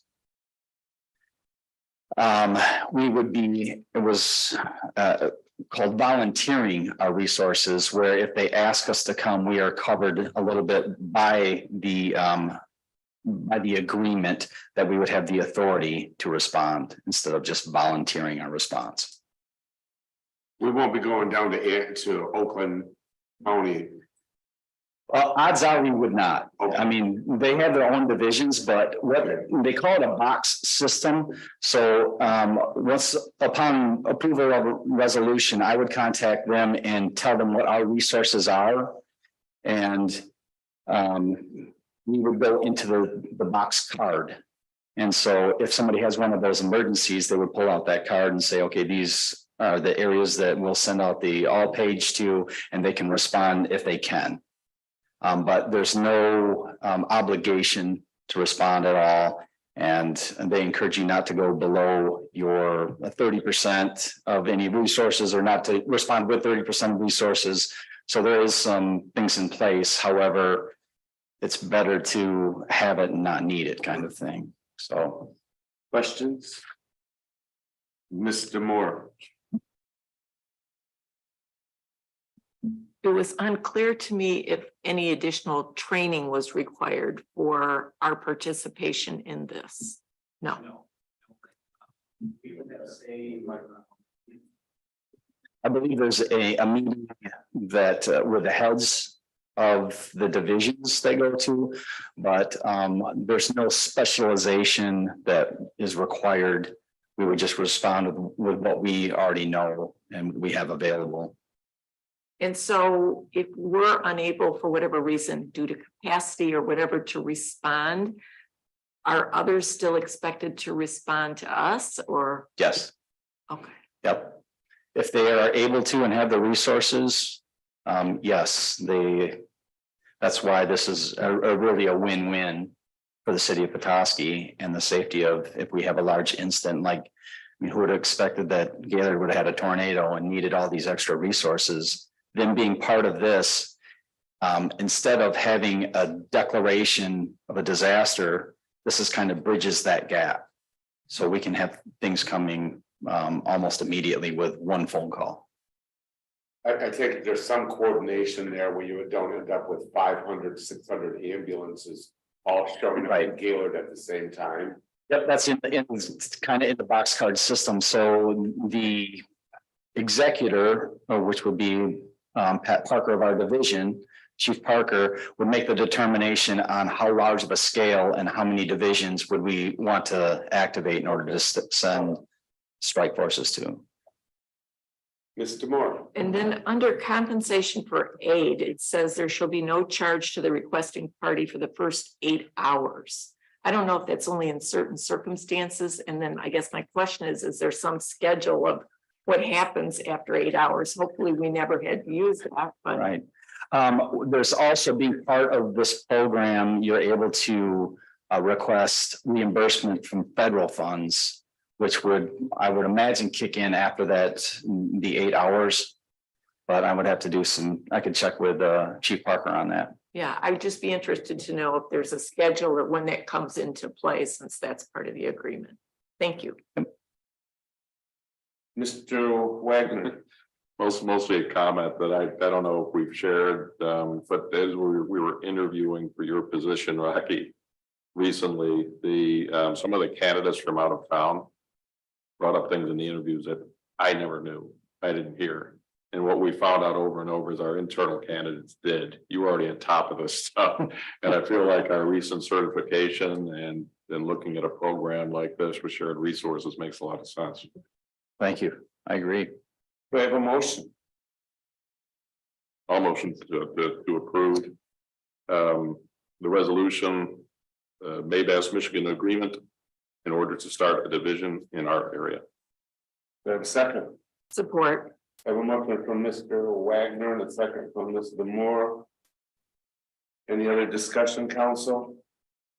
Does the public wish to express anything to city council? Okay, there being none, we will go to Sarah Beck for roll. Wagner, Yes. Demore, Aye. Shields. Yes. Walker. Yes. Murphy. Yes. Passes 5-0. Thank you for waiting for 2 hours and 10 minutes for us. No problem. Thank We you. appreciated it. Next on the agenda, adoption of proposed resolution authorizing the submission of a pre-proposal for the coastal habitat restoration and ecosystem land conservation to the Department of Environment, Great Lakes and Energy for the Arboretum area in Bayfront Park. I will call up our Parks and Rec Director, Kendall Queen. Well, the theme of tonight's meeting, I think, should be sustainability and resiliency, and this is no different. This has been an ongoing project since our high water issues a few years ago. We learned a lot about best practice design, and this was an area that did have some significant issues with erosion and overtopping, and we learned a lot about wave energy attenuation. And so through back in 2020, I went through a lot of trainings and a lot of education on designs, and this was a project that was submitted through the Great Lakes Coastal Resilient Initiative. And it was one of 2 projects that was selected for basically funding for 90% engineering and design. So we have been crafting this for the last year and a half or so. And as our first presenter said, there is an unprecedented amount of money out there for projects. There's not enough people to chase the money, but this is a good opportunity, I think, for the city. This is a pre-proposal only, which is, and it will take quite a bit of time to get to actual, if we do submit a formal grant, I don't anticipate this happening until fall at the absolute earliest, since this was carved out of the infrastructure bill. So it's funded through the Department of Commerce, who is giving money to NOAA, who is filtering money through the state of Michigan to Eagle and through this program. So there are a lot of, because it's a federal grant, it's going to take a while for us to get there. So really, what I'm here tonight just is asking for a resolution of support for the pre-proposal only. And if, as we get through this process, once the plans get more finalized, I'd like to come back and just kind of share the vision of it. But we're looking at a livable shoreline down past between the 300 feet between basically the lime kiln pond down towards Killen's, not obviously quite that far. And it deals with adequate sloping, backshore pools, landscaping, cobble, and basically to try to recreate that bank to a more natural setting. The trail will be relocated inland, as we've talked about, and then the open natural area there will be more intentionally landscaped for pollinators, for birding, and ultimately be a nice interpretive area for the city. And this one will be a model used for other programs throughout the state. So again, this is just a pre-proposal. And I'm happy to try to answer any questions that I can. Any questions, Council? Ms. Moore? Yeah, I'm just unclear, Kendall, like how these two things intersect. So at the first paragraph, it says this project was one of two selected for funding for 90% engineering and design support. So that's already been funded. It was funded through a federal grant that like we. Sorry, I timed out. It was funded through a federal grant that we did not have to apply for. We submitted the projects and then the agency selected two projects. So we never had to put forth anything to get these projects, to get this project through the design and engineering. So we've done that part. Correct. Okay, and so this part is to advance, This part is to do it. yeah, And what could set us apart is that we will have a shovel-ready plans. You know, once the grant goes through, obviously they like to get these projects done, as do I. So the fact that we are going to actually have plans, permittable plans, you know, ready to go will be advantageous for us. thank you. Mr. Shields? And those plans, have we seen those plans? Has council seen? Council has not. They are 60% complete right now. So I would like to bring those plans to share them once we, you know, get them to that 90%, or at your pleasure.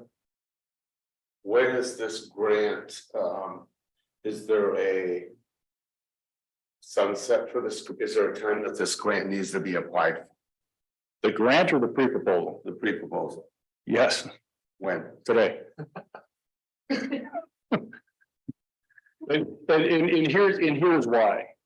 There was I put in the National Fish and Wildlife Federation had an opportunity similar to this. That was, again, it was a pre-grant, it was a letter of intent. And I didn't want to submit two grants for the same project. So what I found out last week was that the letter of intent that we were declined for moving forward for the letter of intent. So I talked with Shane and said this would be a great project for this fund. So I have talked with Eagle about this situation. They're willing, you know, they are fine with a resolution coming in later this week. But that's kind of why this has been fast tracked a little bit, because while this was been on the radar, I was cautious to try to write too many grants for the same project. Mr. Shields? So the engineering that's you're working with contractor for that already, there won't be additional engineering costs that will go out to bid, or? So when I put the budget together, I did put, we will need to have the bid specs, the construction documents, created, which would be covered with this grant. Okay. So I guess my question is there going to be, you're working on the design, is there going to be latitude for a bidder to add their expertise and suggestions to the $2 million project, or is it going to be spelled out directly and we're just looking for? Well, so usually what happens is we dial the project into how we want it, because we've vetted, we've asked, we've had all the consultants put together the engineered and design plans, the plant palette, the layout, everything that we want. So if a contractor comes in, and if they have different ideas, then there's a process that we have to go through to accept it. Thanks. Ms. Walker? Thanks, Mayor. Kendall, why the arboretum and not the bike path restoration? Okay, you mean the bike path down there? I mean, the bike path down here. Well, we have an $800,000 planning grant through Eagle that we expect word on any day. So that's where again, I don't want to put too many grants to the same project, because if one gets funded, then the other one I could have put to another project. So we've already written a grant for that one through Eagle. Okay. And this one is specific to this location. Correct. Okay, thank you. Anything else, council? Are you comfortable somebody making a proposal of adoption? Sure, Mayor, I'd be happy to make a motion to adopt a resolution endorsing the submission of a proposal to the Coastal Habitat Restoration and Ecosystem Land Conservation Funding Opportunity in the amount of $2 million. And commit a project match not to exceed $100,000 from the TIFA fund. And authorizing Shane Horn, city manager, or his designated serve as the city's representative for this project. Do I have a second to that? Mr. Wagner, so I have a motion from Ms. Walker and a second from Ms. Wagner. Any other discussion? Public wish to speak? There being none, I'll go to Ms. Beck for roll. Walker, Yes. Wagner, Yes. Demore, Aye. Shields, Yes. Murphy. Yes, motion passes 5-0. Thank you. Thank you for your work.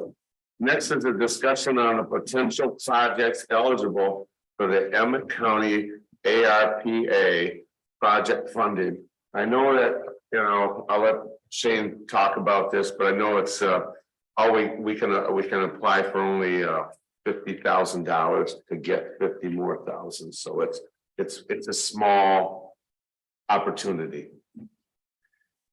Thank you, Mayor. Before I do move on to that one, I do want to really thank our staff this evening. I think I'm really blessed to work with these folks every day. They're very, as you know very well, very high performing. They will scour every rock and under every Petoskey stone to look for resources, and kudos to them for really stepping forward and really providing essential services to our residents at each and every day. So I certainly appreciate the opportunity to work alongside them. So on to Emmett County's ARPA. As you know, Emmett County earlier this year announced a opportunity for local municipalities to acquire $50,000 of the county's ARPA designated funds as a potential match up to $100,000 for projects that we may identify. And so the clock is ticking on this particular allocation. We must submit applications by July 1st. As the mayor mentioned, this is $50,000, still a significant amount of money. We have obviously our designated funds that have been set aside, and I'm sure gathering 15% interest. And really, I'm joking, obviously, but so $604,000 of our allocated funds is still. This is not what we're talking about tonight. This is, and certainly I would love to have that conversation at some point on your direction for that. But tonight, just from a timeliness standpoint, trying to get direction on the county's allocation and potential projects that you would like to use those funds for, so we can submit an application accordingly. Mr. Moore, And this would be a match from us, correct? Of 50, we could get 50 But more by putting in 50. right? Yes, that's correct. And we use our ARPA money for that match? Is that Good. what we're talking about, or You not could. necessarily? Not necessarily, doesn't have to be.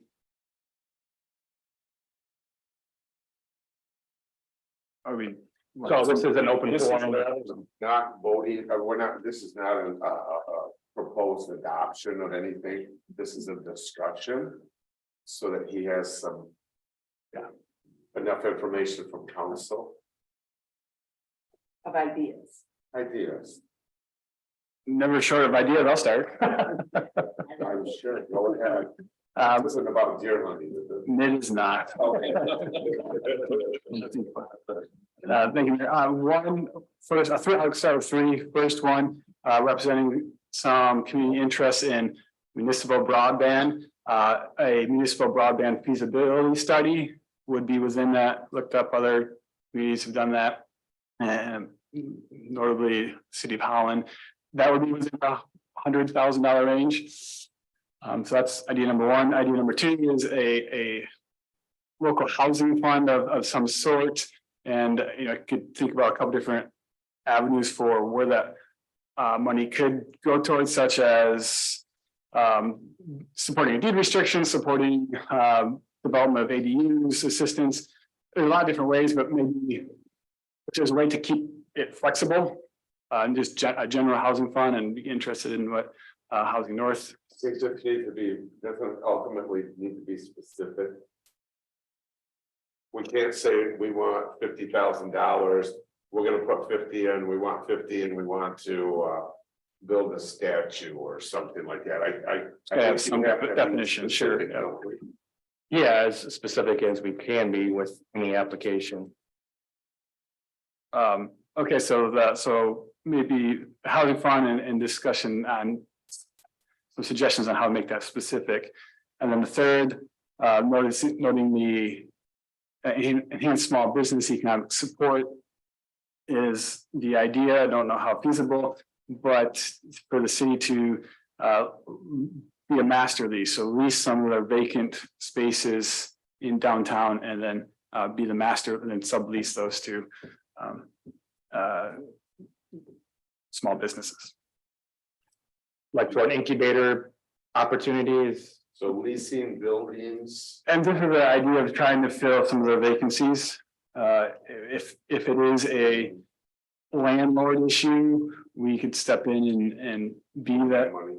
yeah, pay that money and then sublease it with favorable rate. Mr. Moore. So when I thought about this, I was trying to think of something that could have a community-wide impact. And I remember back when we first started talking about ARPA funds, one of the things that came to us was about the winter sports park. And I know there's the big project underway for the covered ice rink. But some of the constituent feedback I've received was that they would really like to see upgrades in other areas of the park. For example, maybe snowmaking machines on the hill or a tow rope or just some investments there. And I kind of thought that was a neat idea because that's something everybody can enjoy for free. And I'm not the expert on what those needs would be or anything, but it also would, if we did the match for $100,000, it could actually produce something visible in the community that everybody could benefit from. So that was the idea I had. Sure, so I had just a brainstorm list in terms of like where we're at with the trail, like engineering design costs or money to actually repair the trail or replace the bike path. We do, right now, that grant would do that 800,000, is that correct?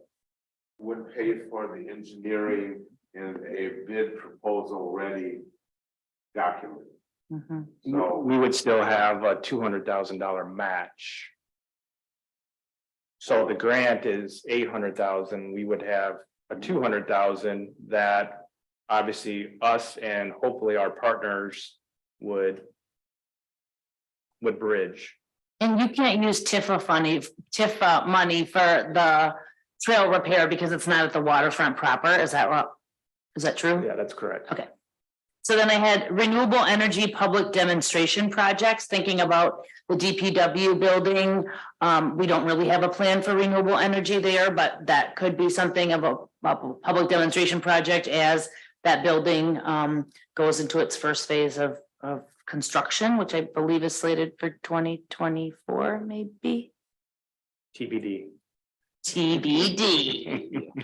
And then lastly, something housing related, match on economic development incentives and potentially emerging projects. Mr. Wagner.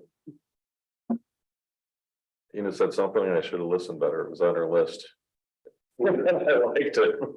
Tina was winning. What's that? Oh, yeah, it's sports park. When I look at Kendall, and I remember the initial master plan of the sports park had a magic carpet as opposed to a tow rope going up, and I have no clue what that budget is, but I really like that part of the plan, and then redoing the slope and so on, which I assume will get done at some point, but I support that idea. And then the other one, without going into a whole lot of detail, is that I know was on our list at budget time, is safety, security for city buildings.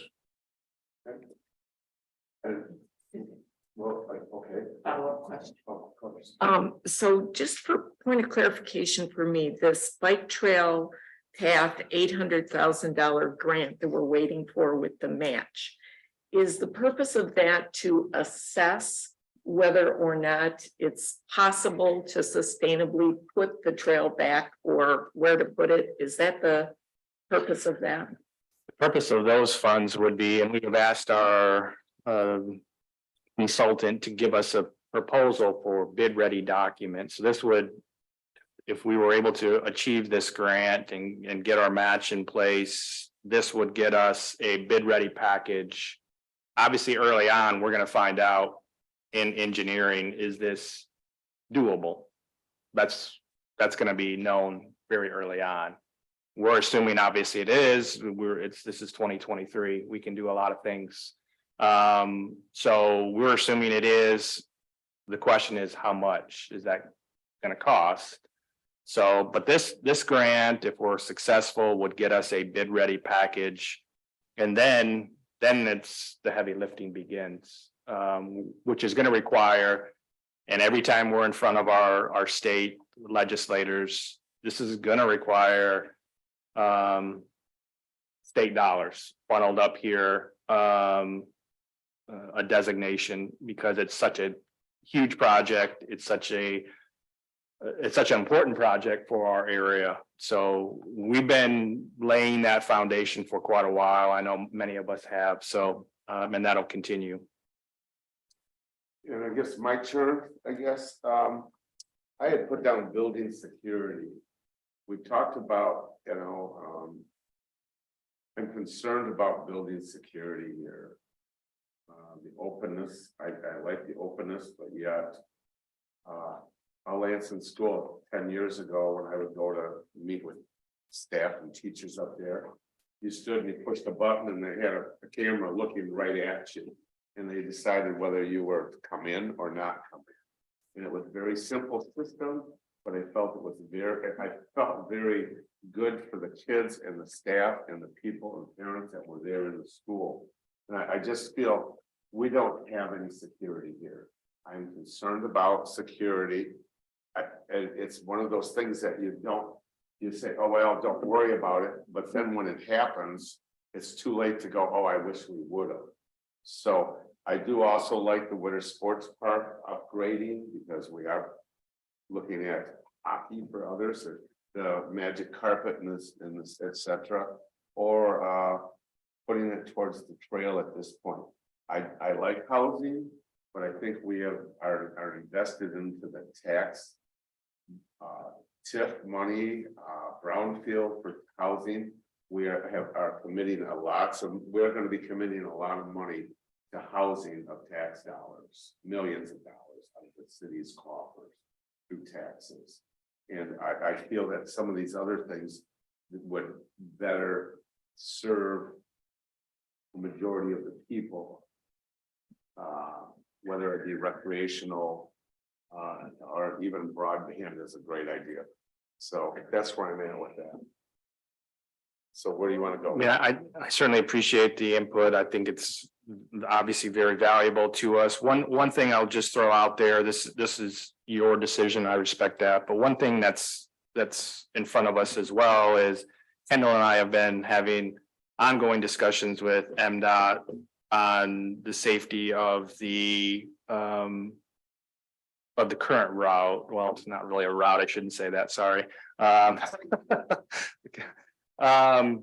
Just to, so one option is, and we've been having this discussion, can we continue the delineators all the way to East Park? Obviously, there's a cost associated to that. Mike has provided me with what we've paid cost to put the delineators that are there now. Obviously, if you can think of that being extended, not as tightly spaced as the curve, but just kind of showing that there's a kind of a wall there, if you will. There's a separator there. So there's some costs there. It's not $50,000. It's more in the $8,000 to $10,000 range. But we're also exploring, Kendall and I and MDOT, can we do some extensions of the shoulder to provide more separation? That's going to be a more costly project to do. It's going to require a little bit more time to achieve, but the delineators would be something that we could potentially get done, this year. Will MDOT allow it?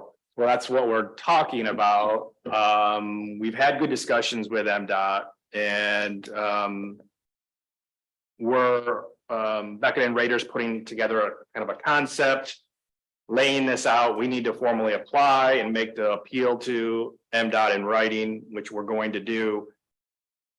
Our feedback from MDOT to this point has been positive. So we just need to have a plan, send it on with an application. Hopefully we get some response right away to allow these delineators to continue to proceed to the park. That could be phase one, and then the next phase would be, what does that extension of the shoulder look like? That would be potentially working with MDOT and or the county. And so utilizing money for that could be another option for council to Is it consider. possible to split it up into two projects? The extension of markers along the highway as one and piece of another one as well? Or is this noted for one? No, you can have multiple projects. Okay. Yeah, that's fine. Council, Ms. Demore. Well, I was just gonna say, it's reimbursed on a dollar match for up to $100,000. So my suggestion would be to try to come up with a project, an intact project that fully utilizes to the extent possible that $100,000, because something like $8,000 to $10,000 is more accessible otherwise. We could do that out of ARPA funds if we wanted to otherwise. Yep. I will mention, I'm a huge fan of the winter sports park. I will say that $100,000 for everything that we've heard about. $100,000 is a lot of money, but that's still not going to get us. We're estimating if we do all the things that we've talked about, magic carpet, snow makers, recontouring the slope, creating maybe sort of some tubing runs. That could be approaching $1 million project, and we don't know that. We haven't really put pen to paper, but you could bite off a piece of it, and we'd have to run those, see what those costs look like. To maybe what does the contouring get us? How much is that going to be to make that happen, and make maybe some sledding runs yet for next winter season. The problem becomes we have it and we can't. If we have another winter like we had last year, we're going to be looking at a bare hill. So it's just one of those things that's kind of snowballing, literally, hopefully at some point. That could be a big project. There won't be a snowball. I know. And I think if we can make it, we can. Roll it down. We can make some. But I think that a lot of great ideas here tonight. So if we can maybe boil it down to one or two Tonight, right now. well, When's the deadline? I've got to do it by the 1st. So you can think about it and get me back with me individually. But it'd be much better if we could reach a consensus, but it's also getting late. Yeah, because we won't meet again until June. June, remember, yeah, we're 26th. late, 1 week later. Mr. Moore. This is just a thought, but it might be worthwhile to like, of the ideas presented tonight or whatever anybody has, to prioritize those. And think about them all in the context of the $604,000 plus the $50,000. And get some actual input in numbers for these different things to see what we can reasonably accomplish. With the money that we have of the top priorities. It's just a thought.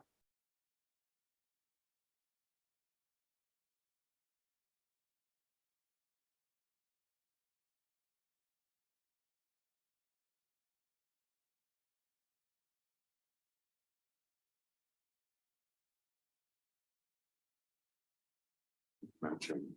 I have not a clue what broadband would cost. I mean.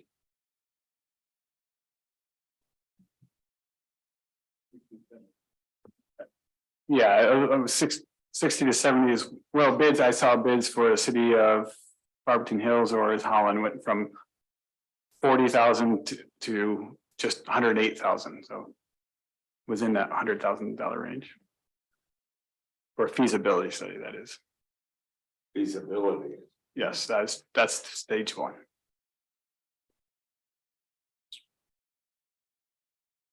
Miss Moore.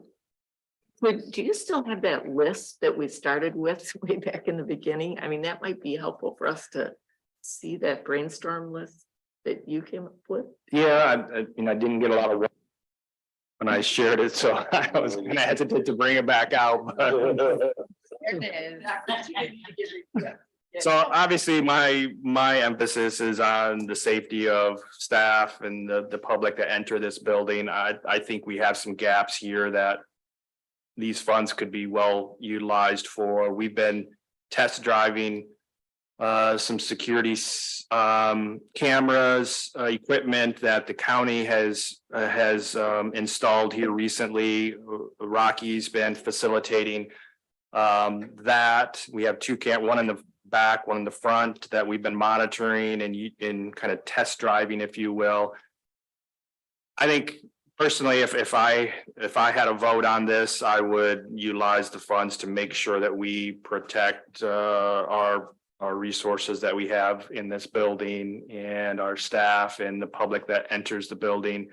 It's a wonderful facility. It's beautiful. And I don't want to make drastic changes to it, but I think working with like a Rick Newman, helping us kind of lay out some partitions or some half walls, if you will, with card access to prevent people from just walking through the building, I think is something that, whether it's this money or the bigger pot of money, using a piece of that for security is something that's very important, in my opinion. Certainly, we've gotten the feedback from Housing North on a 30% potential allocation, setting funds aside to partner with folks we're working through an economic incentive plan, having some funds set aside to partner with a property owner that needs a little help, whether that's a mini grant or whatever. Setting funds aside to help through those situations, I think, is another great tool to use ARPA funds for. Yeah, sure. Can these ARPA funds be used for a revolving loan program? So if we're low interest. That's a great question. Revolving loan, so that I have to look into that. I'm not. 50,000, 100,000 could be multiplied because it's revolving. Yeah. Andrea, do you have a?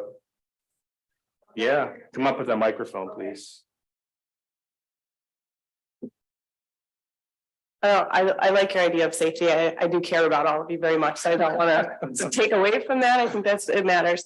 But I would like to encourage you to think about the housing discussion in a little bit broader way, rather than just prescribing it specifically to some housing strategies. If we think about the challenges and the barriers that we've seen for community development over the past few years, and how much of a struggle things like sidewalks are, to sort of show up to the way that the city wants it to be, and how we want our pedestrian traffic to develop and how we want to increase accessibility to all income levels and all areas within the city limits.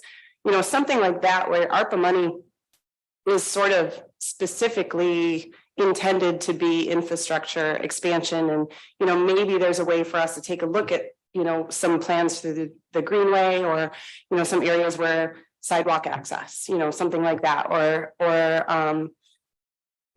you know, it not necessarily straightforward into the pockets of an individual property owner, but something that could impact the city, impact our accessibility, and also sort of lower that barrier to development. So just not, you know, not necessarily just sidewalks, but think about it in a way that's a little bit more broad than just the housing units themselves. So We do have a sidewalk plan in place that comes under the road, Millage Road, mhm. that is put into there.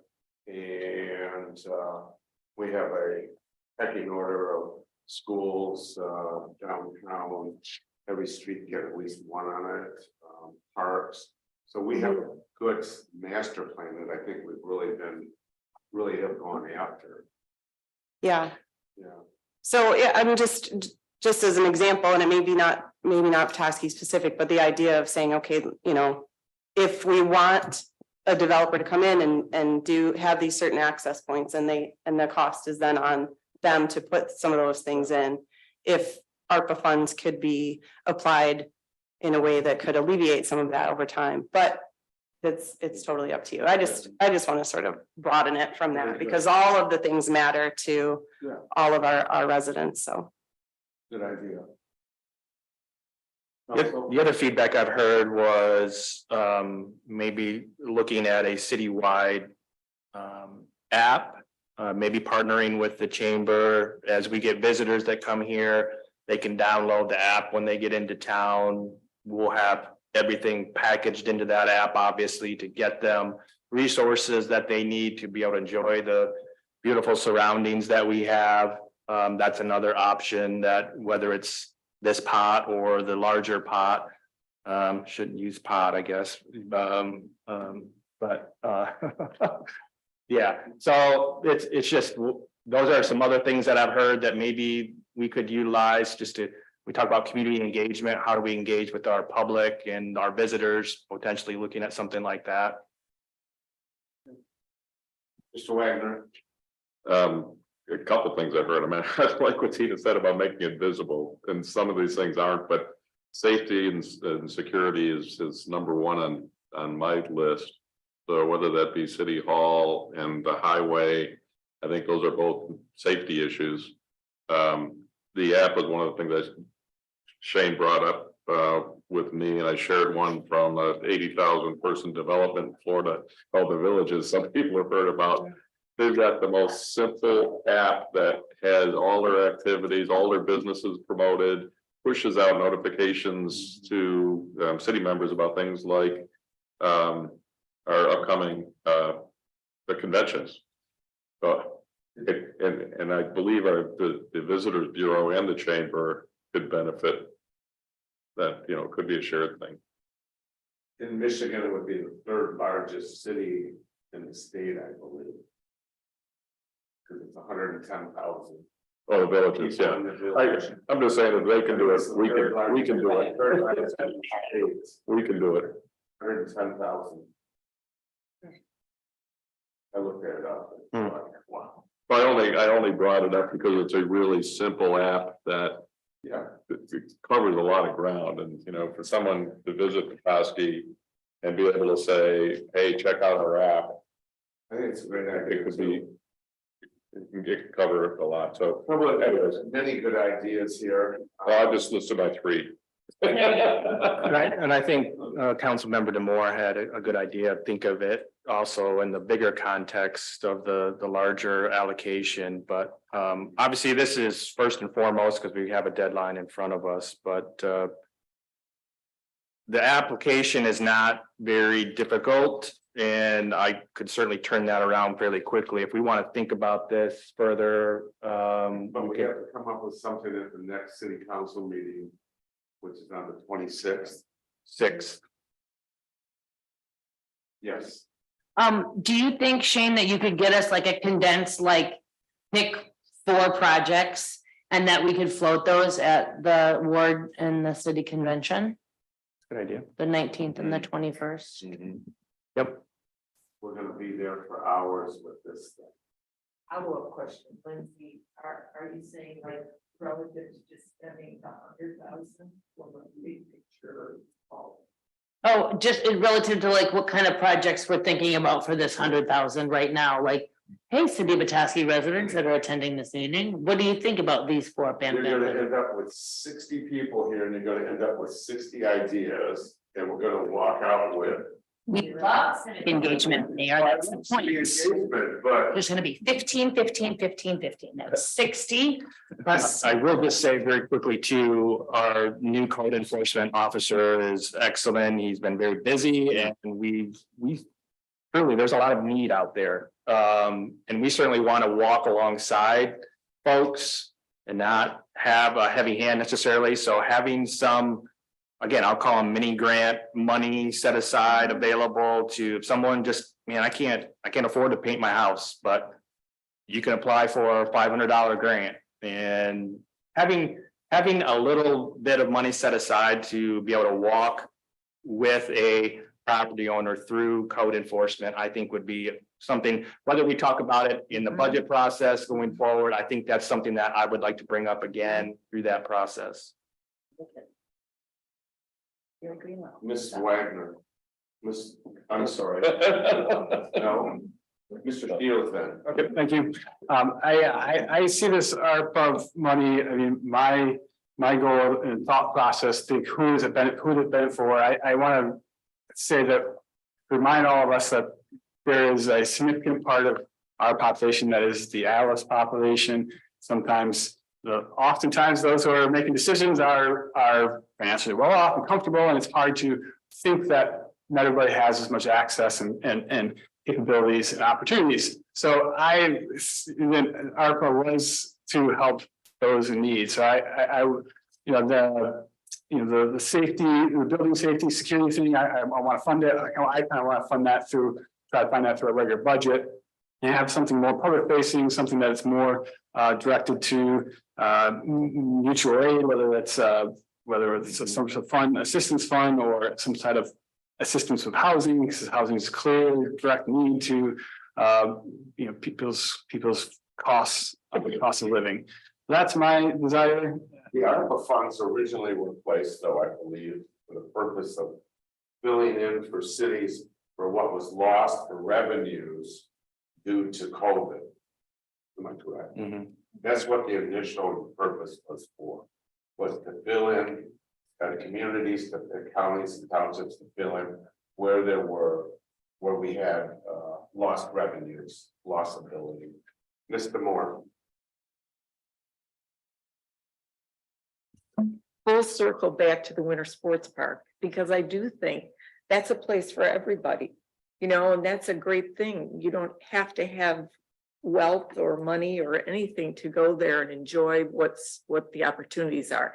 And the second thing I want to say, I'm like you, Lindsay, I think it's a great idea to get the feedback, but I think the first question people are going to ask is, oh, okay, well, how much is it going to cost to do security in the city building, or how much is it going to cost? And without some kind of numbers around that, I think it's kind of difficult to parse out how to use the money.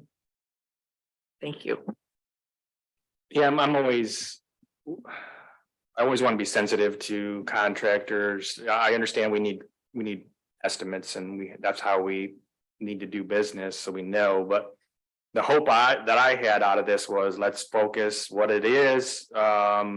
I don't like to ask a lot of contractors to, give me a cost on this, give me a cost on that, and then we don't do it, and now they've wasted their time to put things together. I know it's part of what they do and it's built into their, but I don't like to necessarily take advantage of that too much. If it's certainly a project that we know we're going to do and we have funds set aside for it, and this is the direction, certainly that's appropriate. But all this, hoping and wishing and just asking for them to take time out of their day to give us quotes on, you know, what is a contouring cost? What does this cost? What does that cost?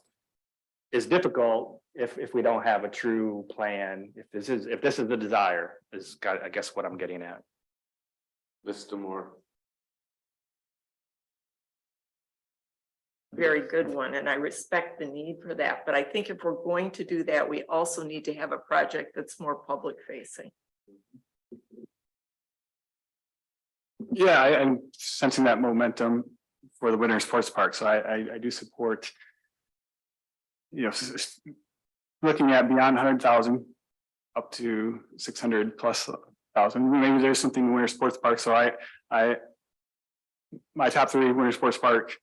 The delineators, or somehow if you look into that and there is some more opportunity to look beyond just the delineators, that's a public facing safety one. And then the broadband one I still am interested in. That feasibility cost, because that is also an access issue, cost issue of cost of living. Mr. Wagner, anything else?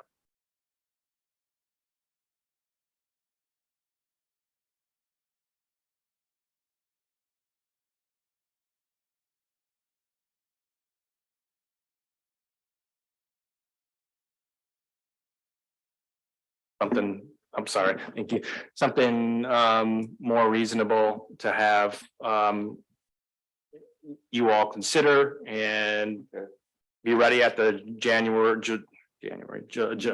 26th meeting. So I can apply, and I can obviously start on that application and then just fill it in. Our 3-hour meeting is wrapping up here at 9 o'clock rather than 10 o'clock. How about that? So. We'll go to city council comments and start with Ward 4, Ms. Walker. Thank you, Mayor. I just want to say that for the first time ever, I actually went through all of architect David Troutman's plans, and I want to say, I really respect this guy so very much. I mean, it was the first time I've actually looked through the plans because I've filed them over the years. But this project, he had a lot of great ideas, and I really hope, I know that Shane and I had spoke in advance of tonight's meeting, and I just mentioned that I was very inspired by David Troutman doing his due diligence once again to contribute and give his public input as an architect as well to this potential project. So I know that Shane said that he would forward the comments onto Michigan Community Capital, but like it just shows just a community person that's very invested. Obviously his wheelhouse is architecture, and so I just wanted to thank David Troutman. I know he's out there somewhere. Very nice. Mr. Ward 3, Wagner. Thank you, Mayor. We are a month away from the Petoskey 4th of July festivities.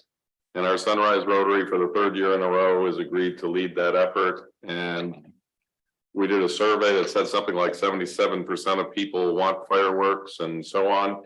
Something like 8% said they wanted to help pay for it, but we are continuing to reach out to businesses and individuals, and the chamber has sent out a notification. There's a website called petoskey4th.com.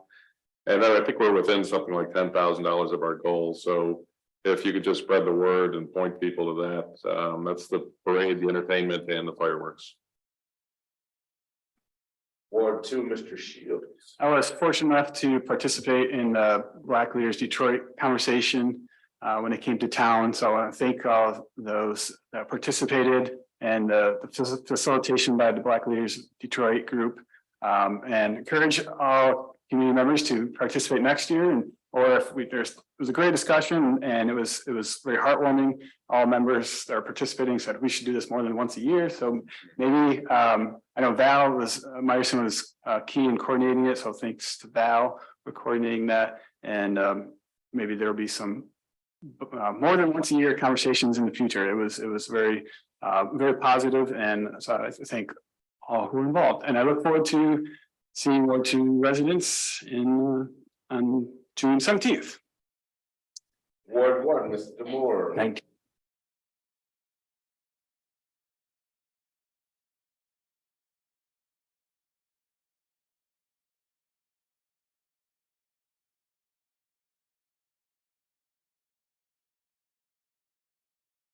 lot of effort in more than one on many occasions, and it was really impressive. Thank you.